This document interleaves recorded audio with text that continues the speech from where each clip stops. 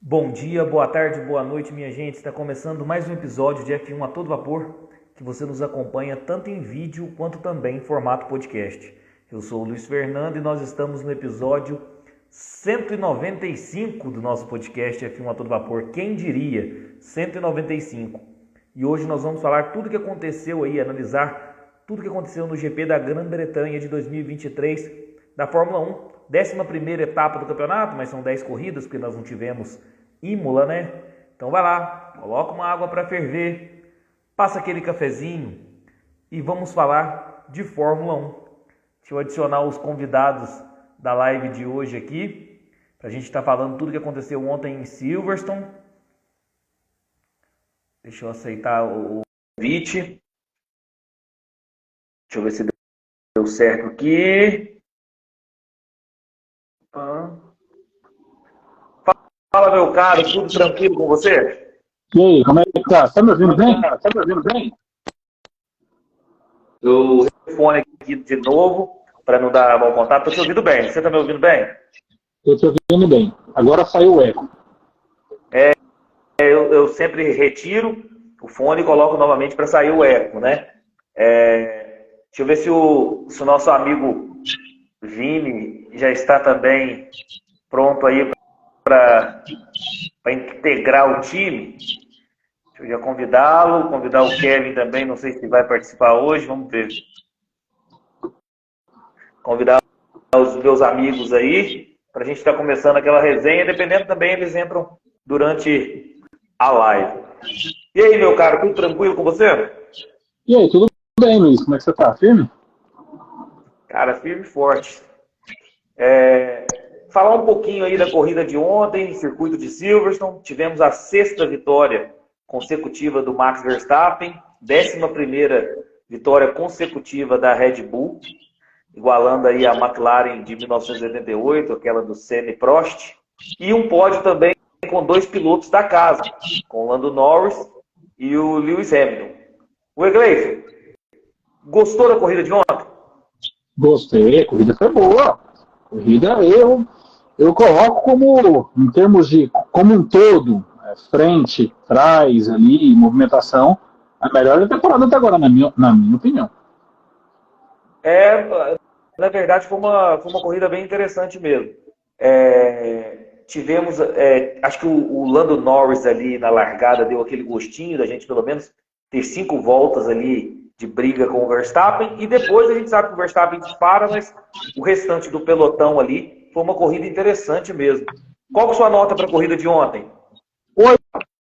Corrida nota 8. Corrida muito boa. Nota 8. O Egleison gostou bastante mesmo, deu nota 8, e nota 8 é difícil aqui no podcast a gente dar para alguma corrida. Fala, Vini! Beleza, meu amigo?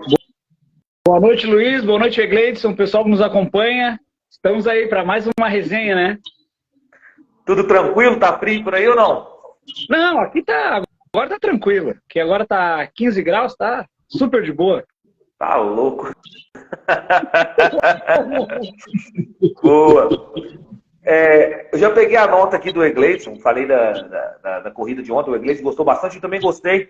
Achei que não acho uma das melhores corridas que já assisti, mas foi uma corrida boa. Você gostou também, Vinícius? Gostei. Tirando o fator Max Verstappen, né? Eu acho que a gente tem que fazer uma análise sem contar o Max, né? Vamos tirar sempre o Max fora, porque daí a gente consegue analisar a corrida melhor. Porque se a gente só analisar da perspectiva do piloto ganhador, vai ser sempre uma corrida monótona, né? Mas não. A gente viu que do segundo lugar para baixo ali teve bastante emoção, né? Então eu compartilho da opinião do Egleison, para mim, nota 8. Excluindo o Max da corrida, né? Eu não vou ser tão otimista em relação à corrida, eu gostei também, mas eu vou ficar num 7,5, porque tô achando 8 a nota bastante alta. De corrida. Tô achando 8 a nota muito alta, mas vou ficar num 7,5 aí, mas a corrida foi interessante, sim. O Vinícius falou muito bem, tirando o fator Max Verstappen, né, mas ontem nós tivemos pelo menos 5 voltas ali com disputa, de fato, ali entre o Lando Norris e o Max Verstappen. O Lando Norris largou muito bem. E outra coisa, um GP que garantiu aí, atingiu um recorde de público da Fórmula 1. 480 mil pessoas durante todo o final de semana. E o pessoal tá falando que a Fórmula 1 não tá perdendo a graça. Mas a gente é recorde atrás de recorde. Tem como explicar isso, Felipe? Eu fiquei um pouco confuso, porque eu fui olhar no site de Silverstone, a capacidade máxima do autódromo, com tudo, é 150 mil pessoas. Então eles colocam por final de semana. Então 150 vezes 3 dá 450. Onde foram parar esses outros 30? Boa. Boa. Deixa eu falar. Na verdade, é até uma questão. O meu sobrinho, inclusive, abordou falando que a Fórmula 1 está muito dominante esse ano, e já teve outras oportunidades também, obviamente, que essa dominância de uma equipe apenas, ou de um piloto apenas, poderia perder público. Mas parece que está sendo ao contrário, né, Vinícius? A gente vê que, embora, mais uma vez, a gente excluindo ali o Max, né, não a Red Bull, mas o Max, tem sido bastante disputado assim, esse ano, né? E isso tem feito com que as torcidas se manifestassem mais, né? Da Mercedes não tanto, embora tenha dado uma reagida no penúltimo GP, mas agora não demonstrou tanta, como é que eu vou dizer, tanta força. Na verdade, o Hamilton chegou em terceiro lugar graças à estratégia da equipe, né? Que realmente foi o que colocou o Hamilton em terceiro lugar. O safety car mudou ali a história do Hamilton na corrida, porque em não havendo aquele safety car, certamente o Hamilton não chegaria em terceiro lugar, né? Nós vamos estar comentando isso bastante, e o safety car foi determinante, e depois não teve ritmo, mesmo com pneus melhores, não teve ritmo para superar o Lando Norris, e assim como o Russell também não teve para superar o Piastri. Deixa eu mandar um abraço aí pro meu irmão aí, o Neto, lá de Belém do Pará, da outra ponta do Brasil, aí nos assistindo aí. Aí sim, hein? Aí a audiência é super qualificada, super qualificada. Tem uns comentários aqui, bastante comentário na verdade, eu vou deixar para ler um pouquinho depois, porque já vai lá no mérito da corrida mesmo, nós estamos nessas preliminares.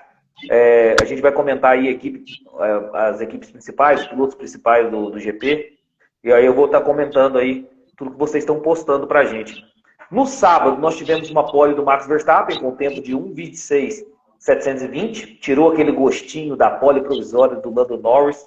A gente estava vendo ali, seria uma pole da McLaren, seria algo extremamente significativo, e o Piastri faria de tese o P2. Então acabou ficando P2 e P3 no Qualify, mas o Max Verstappen vai lá e tira o gostinho da McLaren e faz a pole.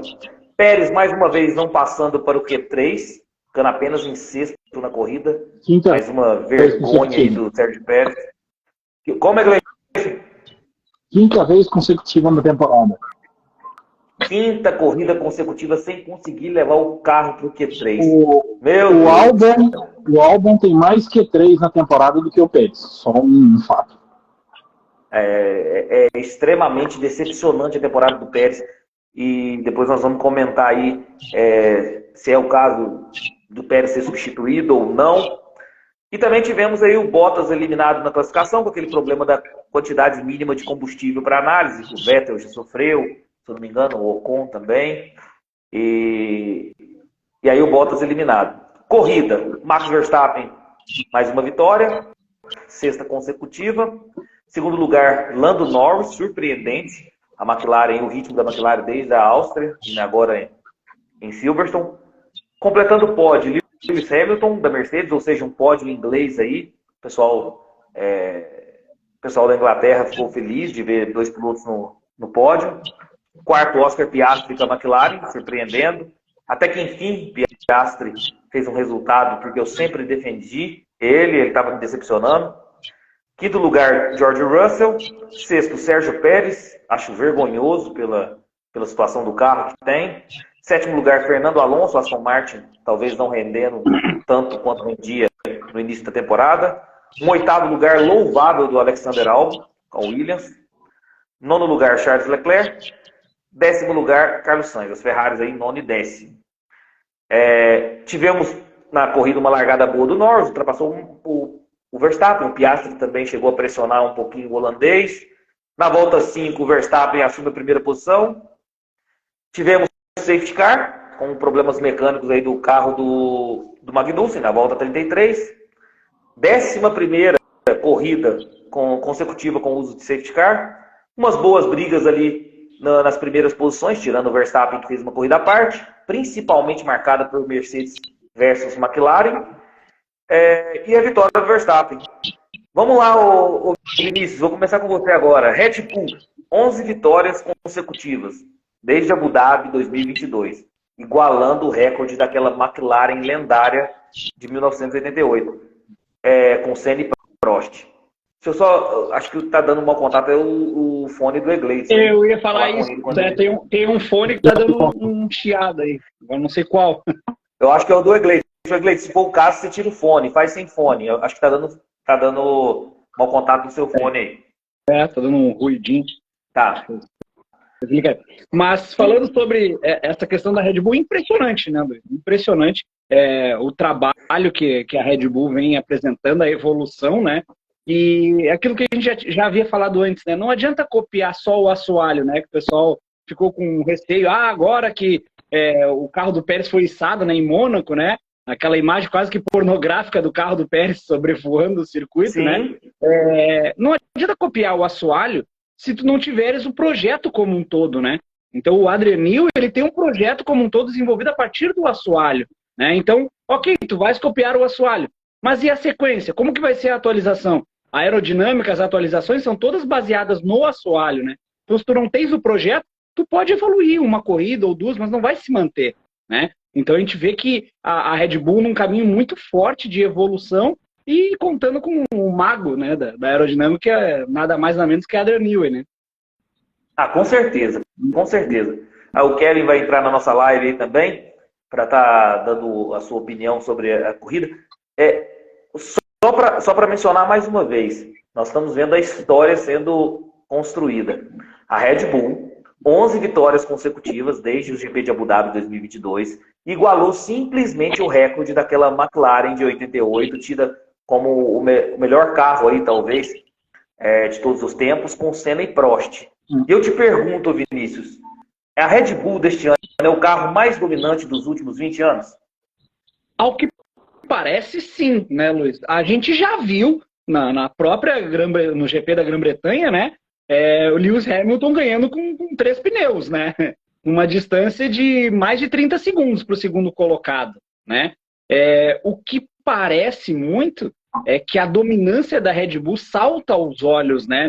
Principalmente nesse último ano agora, e a diferença das equipes em não conseguir alcançar, né, a Red Bull. Antes, até em 2021, quando a Mercedes ainda era dominante, a Red Bull chegou, né, no mesmo patamar da Mercedes. A gente tivemos brigas épicas do Hamilton com o Max Verstappen, né?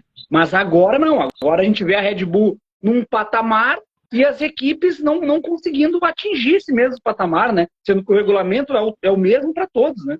Eu tenho a impressão, posso estar enganado, eu tenho a impressão que quando teve a dominância da Mercedes, esses 8 anos de dominância da Mercedes, por mais que a Mercedes obviamente era a melhor equipe, vez em quando um Vettel beliscava uma vitória aqui, um Verstappen fazia uma boa corrida dali. Assim, me parece, talvez pode ser por questão de estar vivendo o momento de 2023, mas me parece que essa Red Bull 2023 realmente é muito mais dominante do que foi as temporadas da Mercedes. É impressionante, impressionante. Os números estão aí para nos ajudar. 11 vitórias consecutivas. E se eu não me engano, 9 do Max Verstappen e 2 apenas do Sérgio Pérez.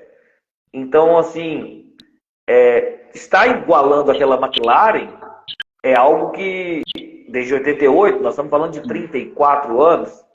Então, assim, muito tempo e eu acho que realmente essa Red Bull está muito dominante mesmo. São números significativos, né?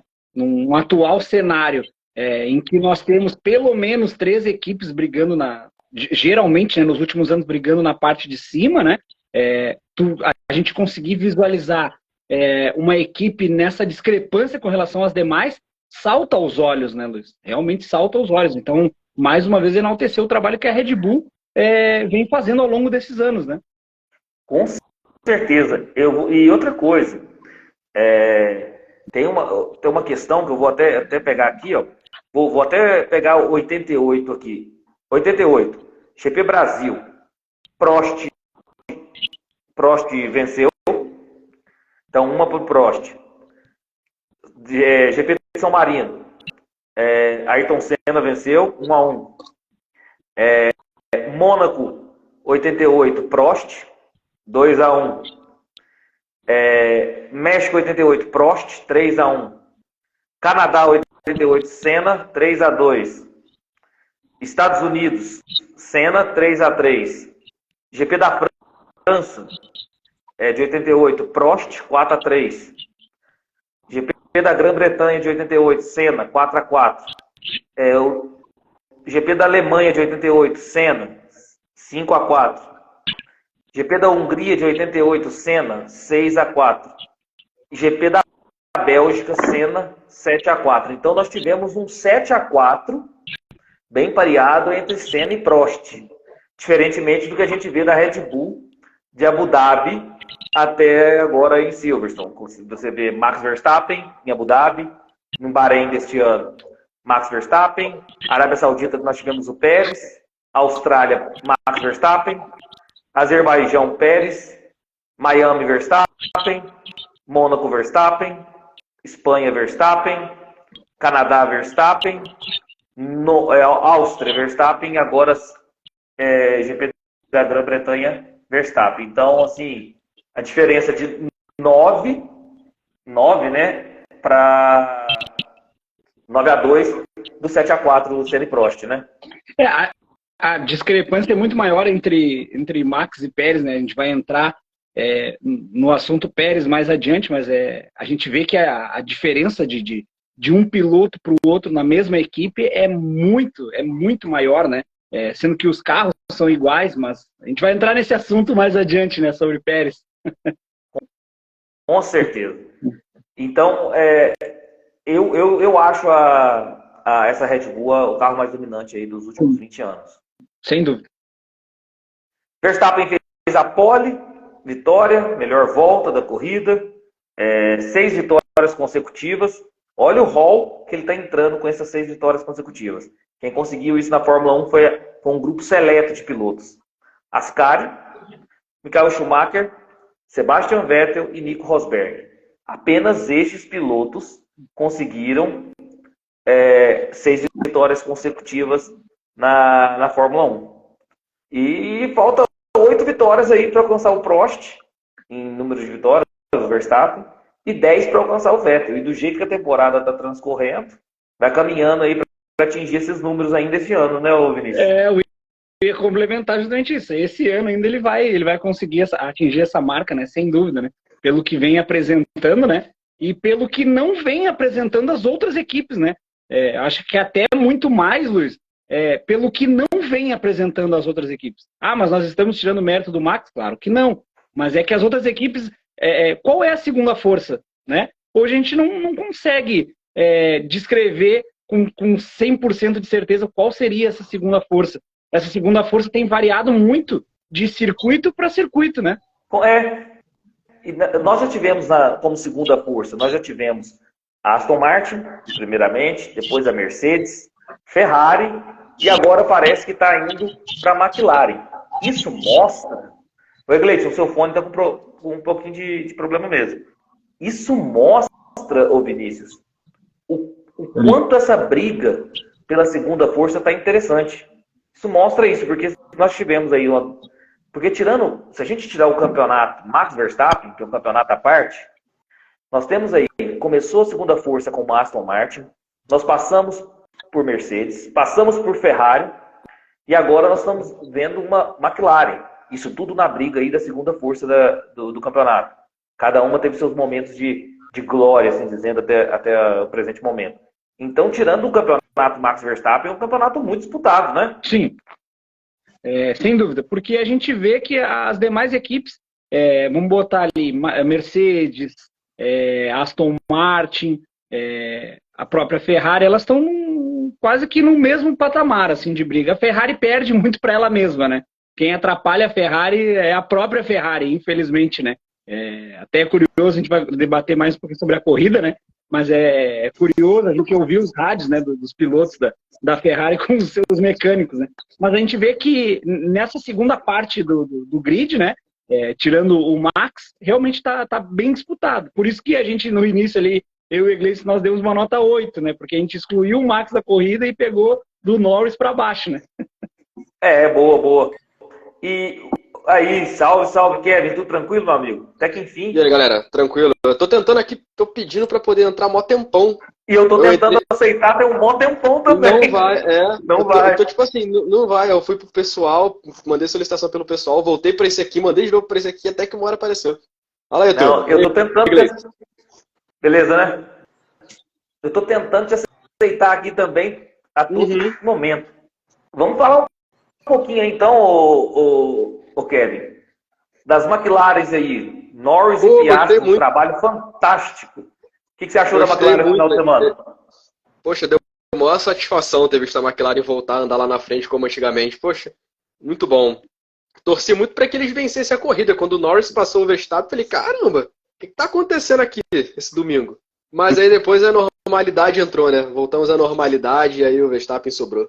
Acho que o Verstappen também não quis disputar na largada, porque ele já sabe o carro que tem, então você não precisa se preocupar muito em querer liderar já da primeira curva. Se tu perde a posição, depois tu recupera. Na volta 5, o Verstappen já passou o Norris e voltou tudo à normalidade. E lembrando o seguinte, o carro da Red Bull já é extremamente dominante. E o DRS deles é fantástico, né, Gleison? O DRS da Red Bull se mostra o melhor da temporada. Um dos pontos fortes da Red Bull é justamente a questão do DRS, que as curvas de reta, as curvas de alta velocidade e as retas. Mas só completando o que o Kevin falou da McLaren, a McLaren não é chover no molhado, mas eu já esperava uma evolução da McLaren desde quando eles anunciaram a contratação do engenheiro-chefe da Red Bull, que é o Rob Marshall. Então, eu coloco como Dan Fallows 2.0. Então, um cara que está na Red Bull há 17 anos, era um cara muito importante, e por coincidência ou não, depois que ele foi contratado, mesmo que ele não esteja trabalhando de forma efetiva, porque os profissionais têm um tempo ali que eles não podem atuar, provavelmente eu já deve estar levando ideias para a McLaren. A McLaren, desde a sua concepção de carro, ela tem um projeto de carro mecanicamente parecido com o da Red Bull. São as únicas duas equipes que usam o mesmo conceito de suspensão dianteiro e traseiro, né, que é o pull rod na frente e o push rod atrás. Então, o conceito da McLaren é um carro que tinha uma boa ideia, só que eles não estavam conseguindo desenvolver isso. Um carro que gerava muita pressão aerodinâmica, só que ao mesmo tempo gerava muita raça, ou seja, era um carro que andava muito bem nas curvas, só que um carro que em reta não conseguia desenvolver. E parece que depois dessas atualizações a fluidez do ar melhorou no carro, e a McLaren hoje, até o Hamilton falou no rádio, perseguindo o Norris, eu não consigo andar junto com esse cara nas curvas de alta. Então hoje a McLaren é um carro que por característica é muito mais parecido com a Red Bull do que qualquer outro carro do grid. Sim. Não acho que vai se manter, vai depender de provas para provas. Hungria já é uma outra característica, tanto que vocês falam da Aston Martin, que eu tinha saído. Na Hungria, por ser uma prova de baixa velocidade, provavelmente a Aston Martin deve voltar a disputar a segunda força. Isso vai variar muito de pista para pista, esse bolo ali da segunda força. E assim, a McLaren tem inclusive um funcionário que quando foi anunciado, eu fiquei na expectativa de uma melhora, que é o Andrea, né, que foi engenheiro do Alonso, lá na época de Ferrari, que era um excelente engenheiro, inclusive. Era um dos melhores engenheiros dos pilotos, era o Andrea. Quando anunciaram ele para a McLaren, eu imaginei que fosse ter uma melhora, pelo menos na parte de direção da equipe, né? Um cara que tem um ótimo currículo aí, bons trabalhos feitos. Mas assim, eu também acho que essa pista aí do Silverstone, né, essa corrida da McLaren, foi algo pontual também. Não consigo imaginar a McLaren virando segunda força tão rápido assim como pareceu, não. Foi algo que ali aconteceu na pista de Silverstone. Talvez pontue mais agora na Hungria, mas eu acho que ter o mesmo rendimento que teve foi muito absurdo. Foi assim, uma mudança muito grande. Eu acho que foi uma pista que combinou com o carro. Combinou com o carro.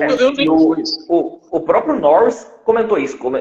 O Norris já comentou que talvez na Hungria eles não vão ter esse desempenho como tiveram agora em Silverstone, por ser uma pista de curvas rápidas, uma pista de média para alta, e a Hungria é bem travado, né? O Hungaroring é bem travado, então ele espera que talvez não tenha esse desempenho. Mas como eu disse anteriormente para o Vinícius, é isso que é interessante. Nós tivemos nessa temporada, tirando o campeonato Max Verstappen, nós tivemos um domínio da Aston Martin, certa vez, depois da Mercedes, um pouco da Ferrari, somente na Áustria, e agora nós tivemos McLaren. Então, você vê que está equilibrado as forças, tirando a Red Bull do Verstappen, né? Isso prova que o regulamento ele não errou totalmente, né? O regulamento está sendo bom.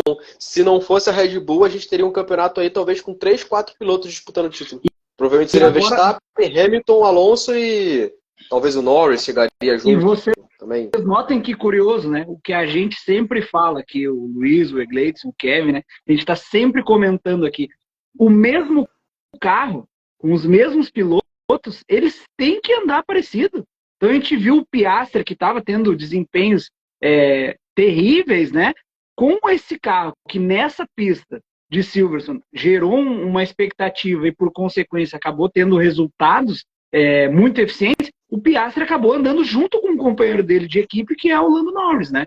O inverso a gente não vê acontecendo na RBR, né? Então é um fato que me chamou muita atenção. O mesmo carro andando, os dois pilotos no mesmo ritmo, né? E a gente não consegue ver isso na equipe que mais domina hoje. Podemos colocar na RBR, na Williams.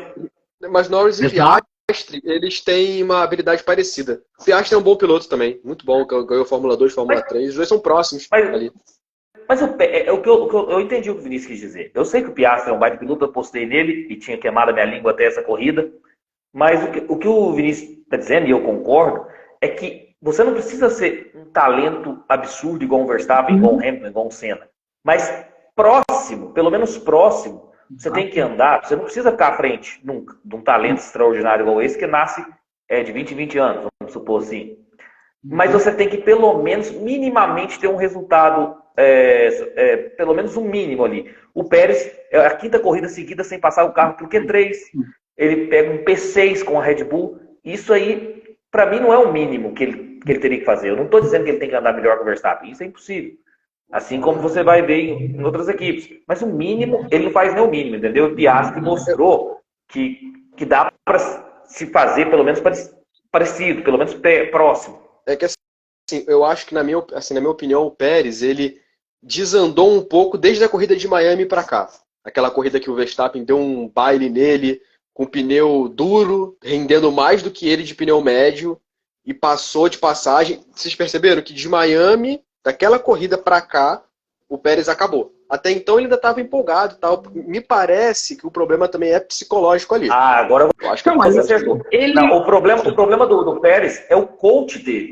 Porque o coach dele deve falar, você tem condições de ganhar, você tem condições de vencer o campeonato. Esse coach ele tem que demitir, cara. Então, e aí ele próprio está vendo isso, contrastando com a questão das corridas acontecendo o oposto. Miami, quando ele tomou aquela surra, não passando por Q3, por Q2, por Q3, e ele vendo o coach falar isso, então, na minha opinião, assim, beleza, ele não é um piloto realmente no nível do Verstappen, mas ele está abaixo do que ele já foi. Ele está abaixo do que ele já foi. A cada corrida que passa, eu tenho mais e mais convicção de que o Pérez realmente acreditou que ele poderia ser campeão. Ele realmente botou na cabeça dele, tipo assim, eu tenho condições de bater o Max Verstappen, que é o que o Luiz falou. Fenômenos como o Max nascem, sei lá, de 20 anos, de 30 em 30 anos. E ele realmente achou que ele tinha condições de bater esse invencível Max Verstappen, né? Esse psicopata, né? O Egleitson gosta de usar esse termo, esse psicopata Max Verstappen, né? Então, quando ele viu, e ele tomou esse baile, como o Kevin falou muito bem aí, ele realmente ele decaiu. E olha que curioso, né? Ele tem toda a estabilidade de uma equipe, o Dr. Helmut Marko, que a gente sabe que é louco, né? É louco, ele simplesmente troca de piloto no meio de uma temporada. Ele tá dando todo o suporte pro Pérez, né? Inclusive ele deu entrevista no final de semana. Eu acho que é muita inocência do Pérez, que você está na mesma equipe. A gente estava até em McLaren, depois a gente volta para McLaren. Se você está na mesma equipe, você trabalha com um cara durante toda a semana, você vê o ritmo dele, você vê a telemetria, você achar que você pode acompanhar, é um absurdo. Vou dar um exemplo para vocês. Podem pegar todos os documentários e todas as entrevistas da era Senna. Todos os pilotos, Nigel Mansell, Prost, o próprio Piquet, todos eles eram uníssonos em falar o seguinte: em ritmo de classificação, a gente não supera o Senna de maneira alguma. A gente vai tentar na gestão de corrida, ou no psicológico dele, ou no abandono, ou economizando pneus, combustível, sei lá. Aí a gente pode vencer o Senna. Em ritmo de classificação, ninguém vence. Isso todos eles. Então nós estamos falando dos grandes falando assim, em ritmo de classificação o Senna é imbatível. Então, ou seja, esses caras que são gênios, eles tinham noção do talento que era o Senna para classificação, em ritmo de classificação. Parece que o Pérez, o coach dele está acabando com a carreira dele. Porque ele está lá dentro, está vendo telemetria, ele sabe que o Verstappen é superior, em todos os sentidos. Exato. Eu até comentei aqui nas primeiras lives do ano justamente isso. O quão importante é nós sabermos o nosso lugar.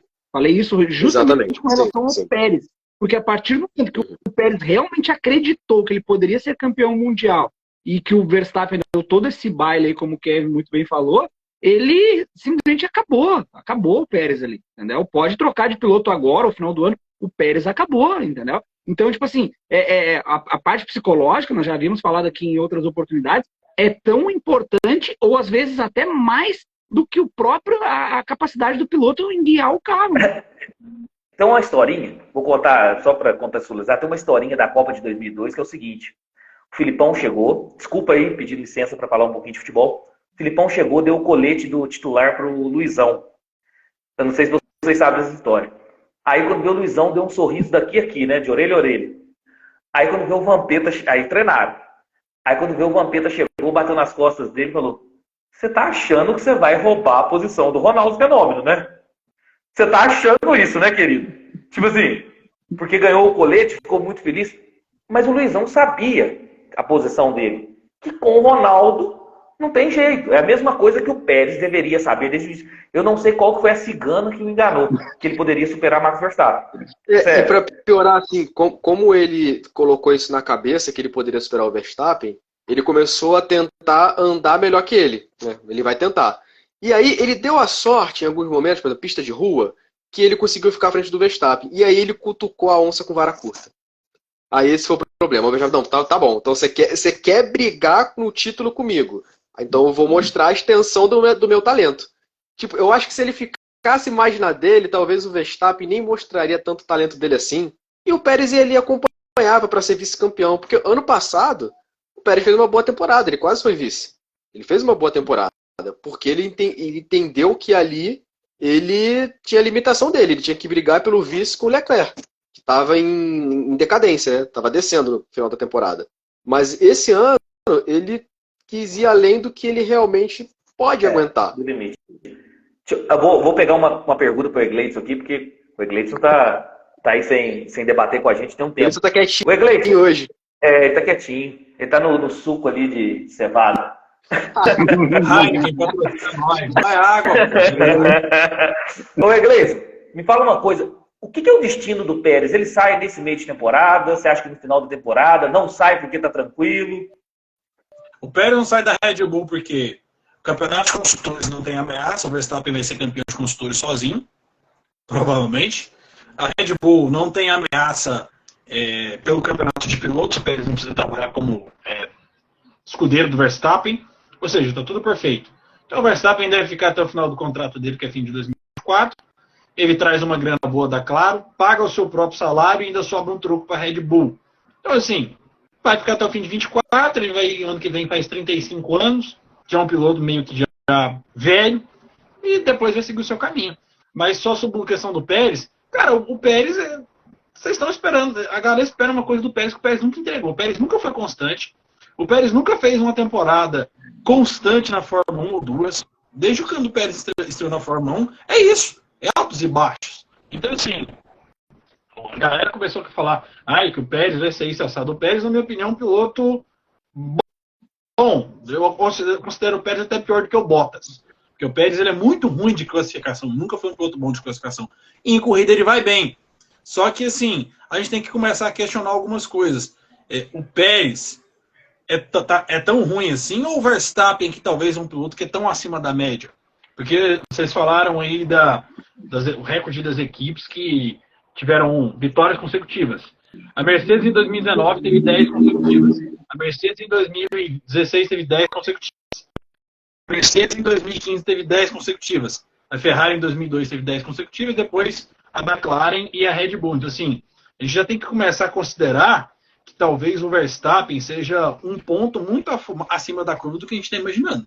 Porque outros pilotos tiveram um carro nesse nível, dominante dessa forma, e muitos não conseguiram entregar o que o Verstappen está entregando. A gente está falando de 5, talvez, que conseguiram entregar. Assim, e o Pérez, a gente está esperando uma coisa. Eu discordo. Cara, o Pérez nunca foi constante. O Pérez nunca, em toda a sua carreira, o Pérez nunca foi. Se ele pegasse um P3, pelo menos, ele é quinta vez sem passar por Q3, um sexto lugar apenas com a Red Bull. Eu sei que o Verstappen é fora da curva, mas pelo que você deu a entender do seu comentário, quer dizer que a Red Bull, se não fosse o Verstappen, talvez poderia ser a terceira força? Não, a Red Bull é a primeira força. Não. Então, não, o carro é o melhor carro. Sim. O carro é o melhor carro, mas talvez esse carro não seja tão superior igual a gente imagina que seja. Eu acho que é. Eu acho que o carro é tão dominante quanto a gente está vendo no Max, tá? Eu acho que se fosse um piloto melhor que o Pérez, estaria sim, no mínimo, em terceiro em todas as corridas. Um Piastri estaria colocando o carro P3. Com o Albon, então, nem se fala. Né? O Albon, então, assim, a gente elogiou no início, né? O próprio Iglesias elogiou a questão do DRS da RBR, que é um dos melhores, né? Então, assim, o carro, ele é aerodinamicamente perfeito. O motor também tem se mostrado até aqui muito confiável, né? A gente vê que o carro sobra na pista. O próprio Pérez, quando ele faz, a gente fez menção até na última corrida, né? Foi na Áustria, que ele fez uma corrida de recuperação, porque o carro da Red Bull, ele simplesmente, ele quase que anda sozinho, entendeu? Vinícius, então, assim, eu acho que aí se mostra a discrepância entre o Max e o Pérez, que é o que a gente nunca quis aqui, que o Pérez andasse no mesmo ritmo que o Max, porque o Max ele é fora da curva, como o Luiz falou, mas não é para chegar uma Red Bull em primeiro e a outra em sexto, ou uma que se classificar em todos os Q3 e a outra em sempre quinta corrida consecutiva fora. E isso, de maneira alguma, nós estamos depreciando o Max Verstappen, viu? É um talento absurdo, um dos melhores da história, na minha opinião. Isso não é depreciar o talento do Verstappen. Aí a pergunta que eu faço para vocês. Então o Pérez é muito pior do que a gente imagina. Sim, para mim sim. Sim. Então, vamos pensar assim, se a gente fosse colocar vamos botar o Bottas ali. O Bottas, pra mim, estaria ficando segundo, terceiro toda a corrida. Como ele fez na época de Mercedes. Tem aquele... mas vamos analisar uma coisa. Vamos fazer uma análise. O Bottas teve o melhor carro na Mercedes durante 5 temporadas. Teve ano que o Hamilton venceu 11 provas e o Bottas não venceu nenhuma. Mas então, o Bottas ficava em segundo. O papel dele era piloto. Mas é que o Hamilton não tinha problema nenhum. As vitórias do Pérez, todas foram em circunstâncias em que o Max ou o piloto que estava dominando na época não teve problema. O Bottas teve o melhor carro na Mercedes durante 5 anos. Teve temporada que o Bottas não venceu corrida. Mas ele ficava em segundo, é isso que a gente está falando. É isso que nós estamos falando. Ele passava por o Pérez está no nível que nem segundo fica mais, nem terceiro. Ele rala para poder ficar em quinto. O Bottas teve temporada na Mercedes, o Bottas foi quinto campeonato de pilotos, ele foi quinto. O Hamilton foi campeão, com 11 vitórias, o Bottas não venceu nenhuma corrida e conseguiu ser quinto no campeonato. Mas então aí a gente tem que começar a dizer... Nós tínhamos uma Ferrari. Isso. Vou chegar lá. Vou chegar lá. A tendência é que agora, na segunda parte do campeonato, a Red Bull talvez não traga nenhuma grande atualização para essa temporada. Eles já estão cogitando isso. Nós vamos ver McLaren encostar, Mercedes melhorando aos poucos, Ferrari dependendo da pista indo melhor. Então a tendência agora de Spa em diante é a distância entre a Red Bull e as outras equipes ficar menor. Então, a tendência é que o Pérez vá ficando cada vez mais pelo caminho nessa segunda parte do campeonato. Isso vai acontecer muito. E aí o que eu entro? O Max Verstappen vai continuar ganhando corridas com certa facilidade e o Pérez se chafurdando ali em quarto, quinto, sexto. ficar em Q2 e Q3. Aí, assim, ou o carro Vou dar um exemplo da corrida passada. Vou dar um exemplo da corrida passada. O carro da Red Bull é o melhor carro. Fato. O Verstappen é um piloto muito... Fato. Só que, na minha opinião, o Pérez é muito pior do que a gente imagina. O Pérez é muito pior do que a gente imagina. A questão é essa. O Pérez é fraco. Vou explicar para vocês. No último GP da Áustria, o Hamilton largou escalando o pelotão. Se eu não me engano, na primeira volta tinha passado quase 5 carros. Na primeira e segunda volta tinha passado 5. O Pérez com a Red Bull, na primeira e segunda volta tinha passado 1 carro. Então, também, e olha que o Hamilton tem um equipamento Mercedes e o outro tem um equipamento Red Bull. O Pérez é fraco, gente. E isso eu não estou depreciando o Max Verstappen. Estou dizendo que o melhor carro é o Red Bull e o Verstappen é absurdo, mas o Pérez é fraco. Isso aí assim...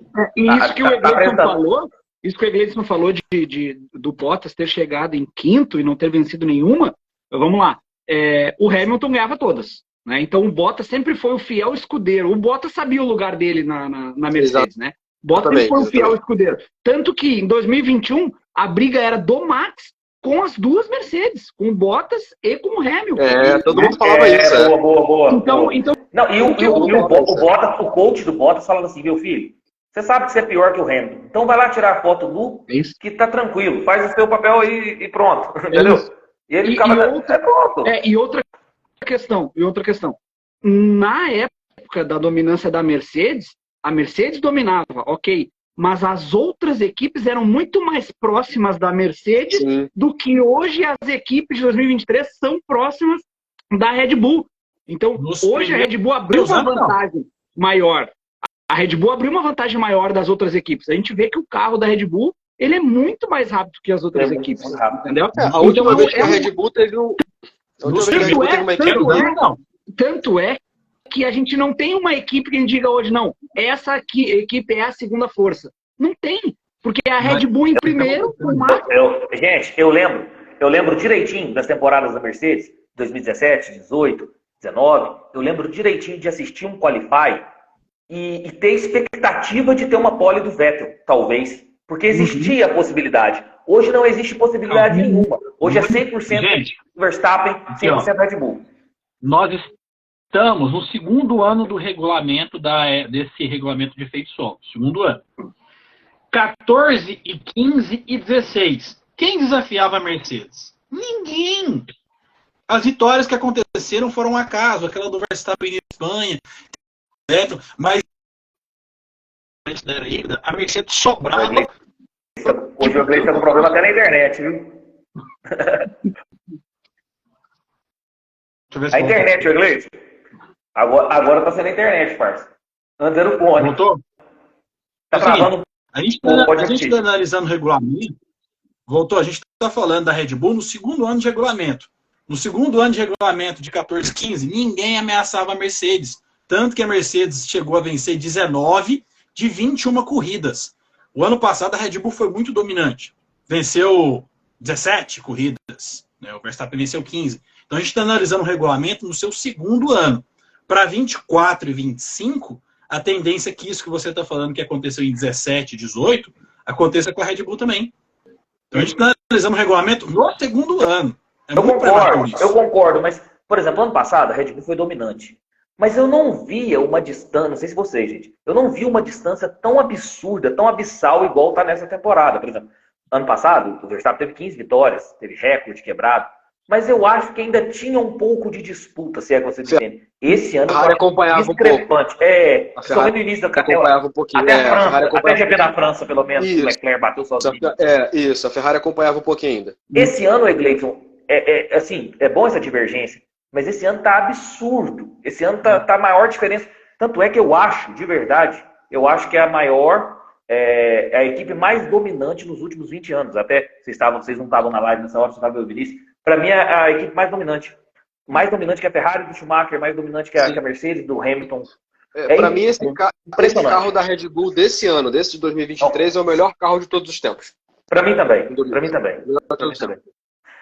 Eu tinha a expectativa da McLaren de Senna e Prost, mas com essa Red Bull aí Só para rapidamente pensar o que a gente estava conversando ali sobre diferenças de pilotos da mesma equipe, tá aí a McLaren provando que não precisa ter um piloto extraordinário ou 2 pilotos extraordinários. Se o carro é bom, se tu tiveres pilotos bons, não precisa ser excepcional, se tiver pilotos bons, eles vão andar próximos, né? E a gente não vê isso acontecendo na RBR. Vinícius, Mas nós estamos falando aí. Não, Pode falar. era bom a gente esperar a temporada acabar para fazer uma análise completa. A gente está na 10ª corrida da temporada. Como eu falei, a segunda fase da temporada pode trazer coisas diferentes. Então, tudo que a gente está falando aqui pode cair por terra, o aproveitamento da Red Bull pode diminuir, entendeu? E, como eu falei, a Mercedes em 2014, 2016 venceu 19 de 21 etapas. Então, assim, no 3º ano de um regulamento novo. Nós estamos no 2º ano de um regulamento novo. Então, falar que esse carro da Red Bull... Só estamos falando até agora. Lógico que não tem grande. Até agora. Eu acho que é muito cedo. É muito cedo. Muito cedo ainda. E você sabe uma coisa que você chamou atenção aí, que o Kevin falou e o Vinícius também?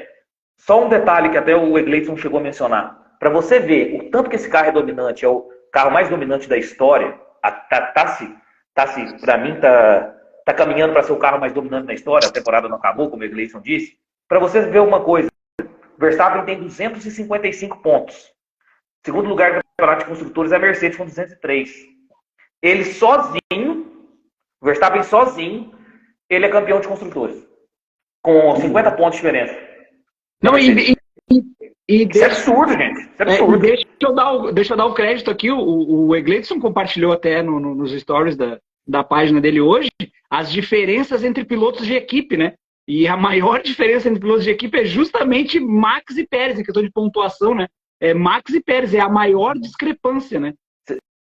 Sabe o que eu falo? É o seguinte, a galera tem medo de falar que um piloto, assim, eu não tô falando que o Verstappen é melhor da história, porque eu não acredito em nada disso. Para mim não existe esse negócio de melhor da história. Isso é conversa para boi dormir.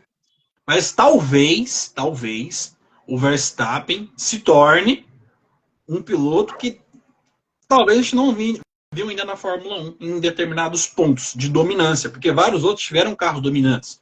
O carro em percentual mais dominante da história da Fórmula 1 é um carro da Ferrari de 2004, tem 72% de aproveitamento. Depois vem Mercedes, Red Bull de 2022. Assim, se a gente pegar o percentual de aproveitamento no fim da temporada da Red Bull, comparar com outras equipes que tiveram dominância, e mesmo assim o Verstappen fazer números que a gente não viu, aí a gente tem que começar a questionar. Será que o Verstappen não fez coisas diferentes que outros não fizeram na história? Para mim, já está entre os maiores. Para mim, se ele aposentar hoje, ele já está entre os maiores da história da Fórmula 1. Porque até 3 meses atrás, o Pérez era um puta de um piloto, era um piloto monstruoso que ia derrotar o Verstappen. Não ia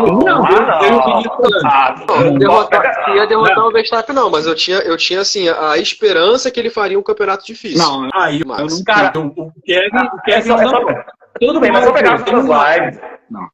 Tem todas gravadas. O Felipe Giafone, numa live lá do Pelas Pistas, falou um negócio muito interessante. Há 3 meses atrás, o Felipe Giafone falou isso. O Pérez, quando chegar na fase europeia, o Max vai trucidar ele. Aí ele deu os motivos. Por causa disso, de cessado, o estilo de pilotagem do Max, carrega mais velocidade, tal. E é exatamente o que o Giafone falou. Então, está sendo igualzinho. Mas aí é que tá.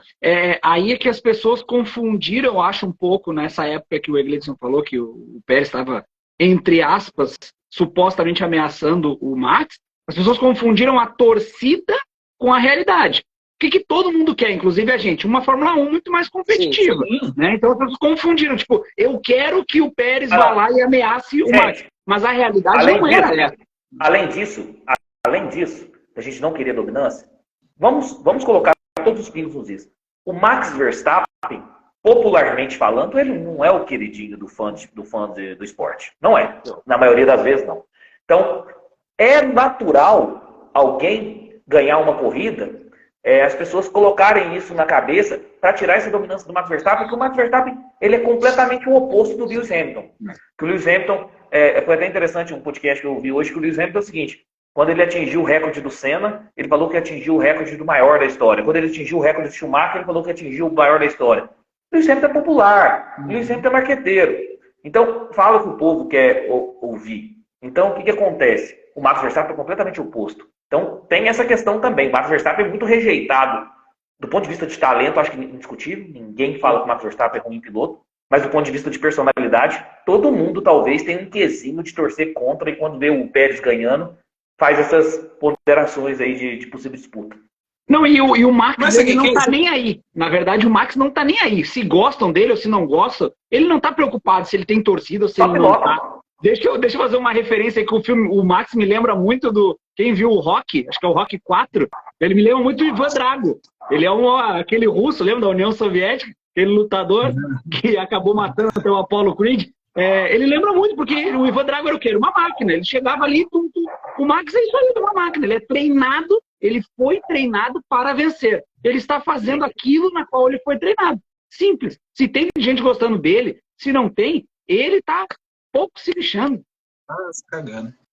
Isso aí. Acho que de Red Bull foi bastante, né? Aí, McLaren, então, sábado, um P2 e um P3 de resultados. Na corrida, um P2 e um P4.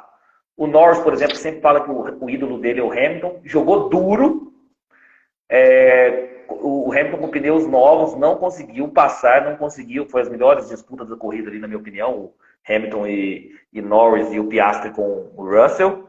E a McLaren, eu vou fazer uma pergunta agora aí pro Kevin. A maior atualização da temporada até agora, na sua opinião, é a McLaren, Kevin? O salto de desenvolvimento? Curto prazo, sim, né? Uma mudança muito grande. A McLaren estava brigando para poder pontuar até a corrida passada e agora brigou ali para ficar na P2 a P3. Agora resta saber se foi só a atualização mesmo que fez isso ou se foi aí também a pista de Silverstone que ajudou o carro, né? Pode ter sido a pista e para a Hungria eles já voltem mais ou menos a brigar para pontuar, ou pelo menos o Norris fica em 10º, Piastri em 9º.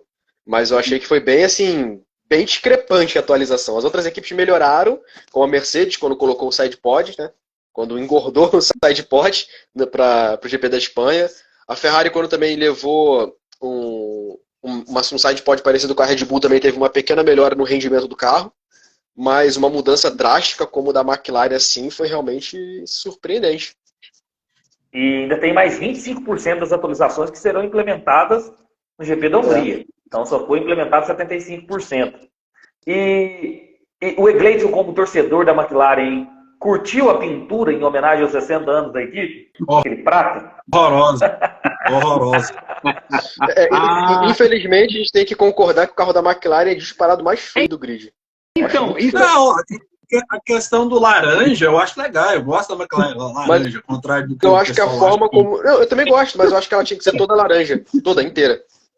Parecendo uma Arrow. Ao contrário do que o pessoal acha que a McLaren é só a McLaren lá da época do Senna, do Prost. Eu não sou muito dessa vibe. Até porque a McLaren da Senna era Marlboro. Era patrocinado Marlboro, aquele carro preto. É a do Mika Hakkinen, gente. A do Mika Hakkinen. Então, a gente estava conversando, Luiz, eu e o Egleidson, até justamente com relação a isso, tá? O laranja, a gente sabe, é a cor que o Bruce McLaren idealizou para a McLaren, né? É a cor da McLaren. Só que a McLaren é uma equipe que, nesse quesito, ela não tem muita identidade. Tanto que o que a gente mais se recorda é o quê? É essa McLaren aí com as cores vermelha e branca do patrocínio da Marlboro. Depois essa do Mika Hakkinen, né? Aquela toda prata, com patrocínio da Vodafone até, né? Então, tipo assim, ela não tem muita identidade visual. O cara que é fã da McLaren, como o Egleidson, por exemplo, ele sabe que é laranja e ponto final. Essa é a cor. É mais quando tu querer tirar a cor da Ferrari, por exemplo. Para o cara que é fã da McLaren. Para o grande público, não se associa o laranja à McLaren, né? Então, como ela mesma deixou-se perder essa identidade, na Fórmula 1, eu digo, visual, acaba que o pessoal, putz, cara, a cor poderia ter sido melhor, poderia ser mais bonita, mas na verdade a cor da McLaren sempre foi laranja. Sim.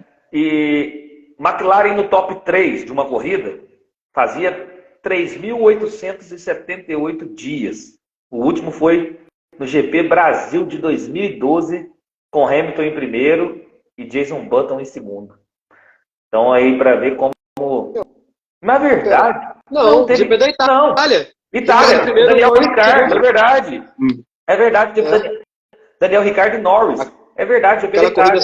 Aquela corrida super anormal que ninguém entendeu nada que aconteceu e que foi a única dobradinha de 2021. Verdade. Cancela essa informação que eu puxei aqui de um site parceiro que está equivocado. É o GP da Itália, a única dobradinha de 2021. O Daniel Ricciardo. Mercedes aí. Tiveram também aí uma nova asa dianteira, mas não surtiu tanto efeito não, né, Vinícius? Não surgiu. Deixa eu até pegar um comentário, o pessoal tá falando bastante do Piastri, né? Eu acho sim que o Piastri é um bom piloto. A gente apostou muito mais nele, né? Eu e o Luiz, principalmente, eu sei que o Luiz falava bastante do Piastri, né? Eu achava que o Piastri ia se desenvolver muito mais, né? Do que a gente viu. Mas também é culpa de uma McLaren que triturou pilotos ao longo desses últimos anos aí, né? O Ricardo que o diga, saiu de um bom piloto da Renault, que conseguiu um pódio para a Renault, né? Que fez até o Cyril Abiteboul tatuar, né? Fazer uma tatuagem em virtude da aposta com o Ricardo. Ele sai da Renault com um bom prestígio, vai para uma McLaren e sai da McLaren como se fosse o pior piloto do grid, né? Então o Piastri vem sofrendo um pouco isso. Eu acho que o Piastri não é tudo isso talvez que a gente esperava, mas em contrapartida ele não é essa porcaria de piloto que vem demonstrando, né? A própria McLaren que vem triturando pilotos ao longo dos anos, né? Cara, vencedor da Fórmula 3, da Fórmula 2. A gente você sabe o que eu imaginei quando eu vi Piastri e De Vries fazendo essa temporada ruim, e eu queimei a língua com os dois, eu postava demais. Eu apostei que o Piastri ia dar uma surra no Norris, que o Norris vinha embaixo. Eu também falei isso. Postei. Quem viu os podcasts, quem tem os podcasts gravados aí sabe. Só que o que acontece? Eu me vi muito no nosso piloto brasileiro, Felipe Drogovic, que a gente ia colocar a mesma expectativa. E tal, Fórmula 1 é diferente, né, gente? Fórmula 1 separa os homens dos meninos. Talvez o Felipe Drogovic ia nos decepcionar também, a gente colocando tanta expectativa. E eu comparei isso a Piastri, né, Gleice? Faz sentido o que você falou. Acho que o Drogovic talvez seria uma temporada parecida com a do Piastri, né? Pela de adaptação. E o Piastri ficou um ano sem correr. Ficou um ano só assistindo monitor dentro dos boxes, né, da Alpine. Mas assim, hoje o público da Fórmula 1 está muito imediatista, né? Uma equipe foi bem nessa prova, é a segunda força. Esse piloto foi mal, não presta. Esse foi bem, é o melhor de todos os tempos. Igual, o Albon é um bom piloto, mas deixa ele fazer uma temporada integral boa pra gente falar, bacana, já querem colocar o cara na Ferrari. E o Piastri da mesma forma. O carro melhorou, acho que agora dá para cobrar, né? Então a gente tem que comparar o resultado com o Piastri com o Norris. O Norris tem 40 e tantos pontos, tem que comparar no final do ano quantas vezes ele chegou próximo do Norris, o gap médio, tentar entender. Mas é um bom piloto, acho que não é nenhum deus sagrado. Para vocês verem o imediatismo, acabou a corrida, esses grupos aí de WhatsApp, o pessoal já tava falando de Norris melhor que o Russell e Leclerc. Já estavam falando. Não, eu vi o seguinte, o Norris com o carro destrói o Hamilton e o Verstappen junto. Eu falei, pelo amor de Deus, cara. Primeiro o Norris ele tem que parar, ele tem que primeiro trocar os pneus na chuva e para depois começar a te falar como ele fez a cagada que ele fez na Rússia. E tem uma questão que eu falo muito na questão do futebol também, que é o seguinte: tem jogador, e até vou pegar um comentário do Divaldo Alves que fez mais cedo aí sobre o Pérez. Tem jogador que é jogador de time de Série B, ou de time pequeno, que quando vai para time grande, não faz nada. Então o que acontece? Que ele elogiou o Pérez na Racing Point. Realmente, quando ele estava na Racing Point, que era uma equipe mediana, realmente ele fez um trabalho muito bom, disputando ali, travando roda com o Ocon e tal. Só que, meu amigo, quando você vai para uma equipe de ponta, é diferente. Uma coisa é você... diferente. A pressão é diferente, perfeito. Leclerc, eu digo, Leclerc na Alfa Romeo era o novo Senna. O Leclerc na Ferrari já sentiu a pressão. Aquela parada assim, o Leclerc como segundo piloto andava bem, né? O Vettel que era cobrado. Sim. Foi para primeiro piloto da maior equipe de todos os tempos. A pressão como ainda mais os italianos, que são imediatistas pra caramba também. Rapaz, já é diferente, já vê que ele sente. E a gente vê isso com... Desculpa te cortar, Gleice. A gente vê isso com o Albon também. O Albon na Red Bull, por mais que o Hamilton prejudicou ele em 2 corridas aí, mas o Albon na Red Bull não é esse Albon que tá entregando toda a corrida não, entendeu? Uma coisa é você entregar com uma Williams, você não tem pressão. Outra coisa é você estar lá no topo numa Red Bull. Fala aí, Gleison. Ah, você for da Ferrari aí, eu tava lendo uns portais lá da Itália, lá, o clima na Itália com a Ferrari tá uma delícia, tá gostoso demais. Não tem... Eu sei, eu também leio. Tem o Gazeta, o Corriere della Sera. Até o governo italiano tá tomando porrada por causa da Ferrari. A Ferrari Mas é aí que tá, né, meus amigos? Isso que vocês estão falando agora vem justamente fazer o link com o que a gente falou no início. Olhem a importância do psicológico na Fórmula 1. Quer dizer, o Leclerc desaprendeu a pilotar da Alfa Romeo para a Ferrari, né? Desaprendeu a pilotar de quando ele era segundo piloto do Vettel para agora, quando ele é supostamente o primeiro piloto da Ferrari. Ele não desaprendeu. Mas o que é isso? É pressão, é psicológico. Se você for pegar, por exemplo, o Grande Prêmio da Austrália do ano passado, o Leclerc fez um Grand Chelem, cara. Dominou a corrida de ponta a ponta. Ele fez uma corrida de Verstappen. Então ele mostrou que sabe sim correr como Verstappen. Só que o psicológico dele agora é de um Pérez. Eu acho no momento. Então, eu acho que assim, ó, o principal rival de um piloto não é nem o companheiro de equipe dele ou o piloto que está supostamente em primeiro lugar. O principal rival de um piloto é o psicológico dele. O psicológico dele senta ao lado do piloto no cockpit. Então, se tu não estiver com o psicológico bem, tu não vai guiar bem, não adianta. Ó, psicológico, vou dar um exemplo da corrida de ontem. Psicológico, pressão, e quando o clima tá ruim, meu amigo, entre o ambiente não é favorável, tudo isso prejudica. O Carlos Sainz, o Charles Leclerc, assim como qualquer dupla de pilotos, sentam numa cadeira, numa reunião com mecânicos, engenheiros, chefe de equipe, para traçar estratégias para a corrida, como qualquer equipe faz. O ambiente está tão ruim, o psicológico está tão abalado que o Carlos Sainz me pergunta no rádio durante a corrida: plano B? Mas qual é o plano B? Eu esqueci. Já te falo. Tá de brincadeira comigo, né? Vou ver e te avisa. Você não faz isso comigo, não, meu Deus. Ele só tinha... Foi ele que falou também, né? Que os pilotos, que o engenheiro perguntou se ele iria parar. Ele disse: não, confio em vocês que sabem. Não, ele falou, qual pneu, o seu filho aí, qual pneu você quer? Ah, sei não, cara. Coloca o pneu que tiver aí, que eu vou guiar. O carro é ruim mesmo, qualquer pneu que botar não vai render. Bota qualquer coisa aí, pô. Cara, isso é não, a estratégia da Ferrari, medonha. Quando chamaram o Leclerc pro box... é raro, cara. A Ferrari não errou? Não. Por quê? Vou te falar porque a Ferrari não é boa. O Leclerc com um pneu médio, o pneu dele estava muito pior que o do Russell de duro, de macio. Esse carro da Ferrari come pneu. Eles fizeram... Ou ia para 2 paradas, que ia dar na mesma, ou tentava fazer isso aí. O carro da Ferrari estava comendo pneu com farinha em Silverstone. Mas assim, se você for ver, ele estava conseguindo se manter à frente do Russell. Até quando? Assim. Mas ele se manteve muitas voltas. O Russell não passou ele não, cara. Ele ficou ali umas 8, 10 voltas atrás do Leclerc, abrindo asa e não passava. Eu acho que não estava tão ruim não esse pneu. A estratégia foi errada, Gleison. Parou cedo demais. Parou cedo demais. Depois me erra o Sainz, quando erram, né, a estratégia para ele no safety car. Leclerc parou, pensei, pô, agora o Sainz vai vir junto. O Sainz passou direto, falei, pô, pelo amor de Deus. Acabou, matou a corrida do cara. Deixa eu pegar uns comentários aqui, que eu tô esquecendo hoje. Muita interação no chat, eu peço desculpas para vocês, mas o debate está tão acalorado que às vezes eu esqueço de ler alguns comentários aqui. O Gará 77, desculpa se eu tô errando a expressão, Ferrari vem destruindo carreiras. O Divaldo Alves, mas a questão do Leclerc mostrou também que não tem psicológico. Olha o ano passado, realmente. A gente falou isso, O William, acho que é o William Alves, William Alves. Com Carlos Wins não tem piloto ambiente ou companheiro de equipe que se acerte. Divaldo Alves, deu pena do Sainz ontem. Ao Garay 77, o Gara, parece amadores no rádio. O King da Fórmula 1. Eu vou pedir um pneu, vocês colocam. Não, essa foi foda mesmo, velho. Mas o problema não era o Binotto. O problema era o Binotto. Mas continua sendo. Mas continua sendo o Binotto, o Gleison. Por quê? Porque esse carro aí é o trabalho do Binotto do ano passado. É o trabalho do Binotto fez do ano passado. O carro, o conceito agora que vai ter do Frederic Vasseur, ele mesmo já falou que vai introduzir agora em 2024. A gente vai saber se o problema era o Binotto ano que vem, na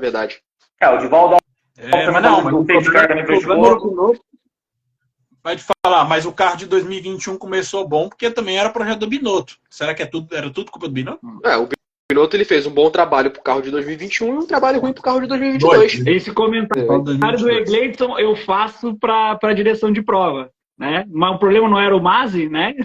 E aí a gente vê a cada erro grotesco dessa direção de prova aí, né? O que o Frederic Vasseur está fazendo é que ele não está colocando disputa entre os dois pilotos, né?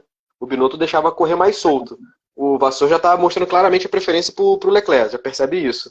Tanto é que o Sainz está insatisfeito na equipe. E eu fico imaginando uma coisa.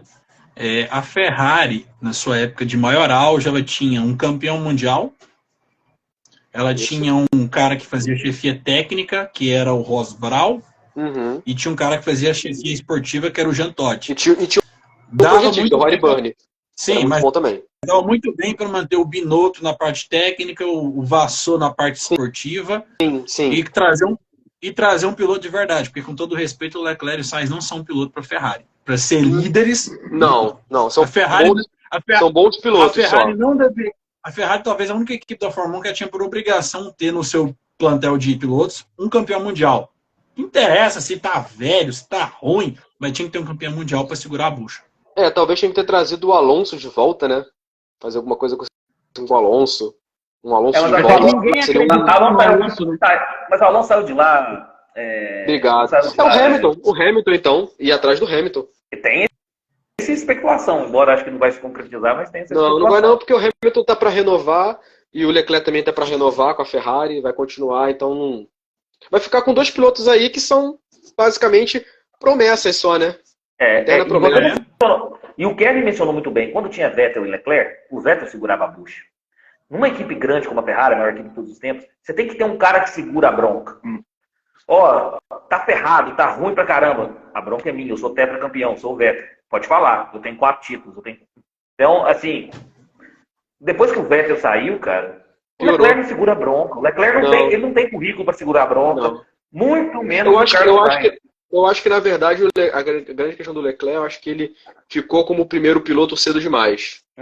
Talvez se o Vettel tivesse ficado aí 2020, 21, 22, e o Leclerc agora aparecesse como primeiro piloto para esse ano, talvez ele seguraria um pouco mais, estaria mais maduro. A Ferrari desprezou o Vettel, né? O Leclerc começou a fazer 2, 3 resultadinhos melhores que o Vettel. Mas o Vettel, em compensação, também não andou tão bem, né? Toda a corrida era o Vettel rodando na primeira volta. O pessoal até zoava ele, que o Vettel ficava rodando, chamava Spinala, ficavam zoando ele. Então, assim, o Vettel também não se ajudou. Não teve mais clima, na verdade. Não teve mais clima. Aí eu pergunto, Alonso, Vettel, Leclerc, será que todos esses pilotos são tão ruins assim para não conseguir ganhar nada pela Ferrari? Mas o Vettel ganhou. Pois é, Gleison. Aí que entra a questão. Nada de expressivo, não ser campeão mundial. O Gleison, eu te devolvo a pergunta. Tinha condições do Vettel ganhar um título mundial para a Ferrari? Não. Então, se poderia ser o Senna. Com a Mercedes voadora daquela.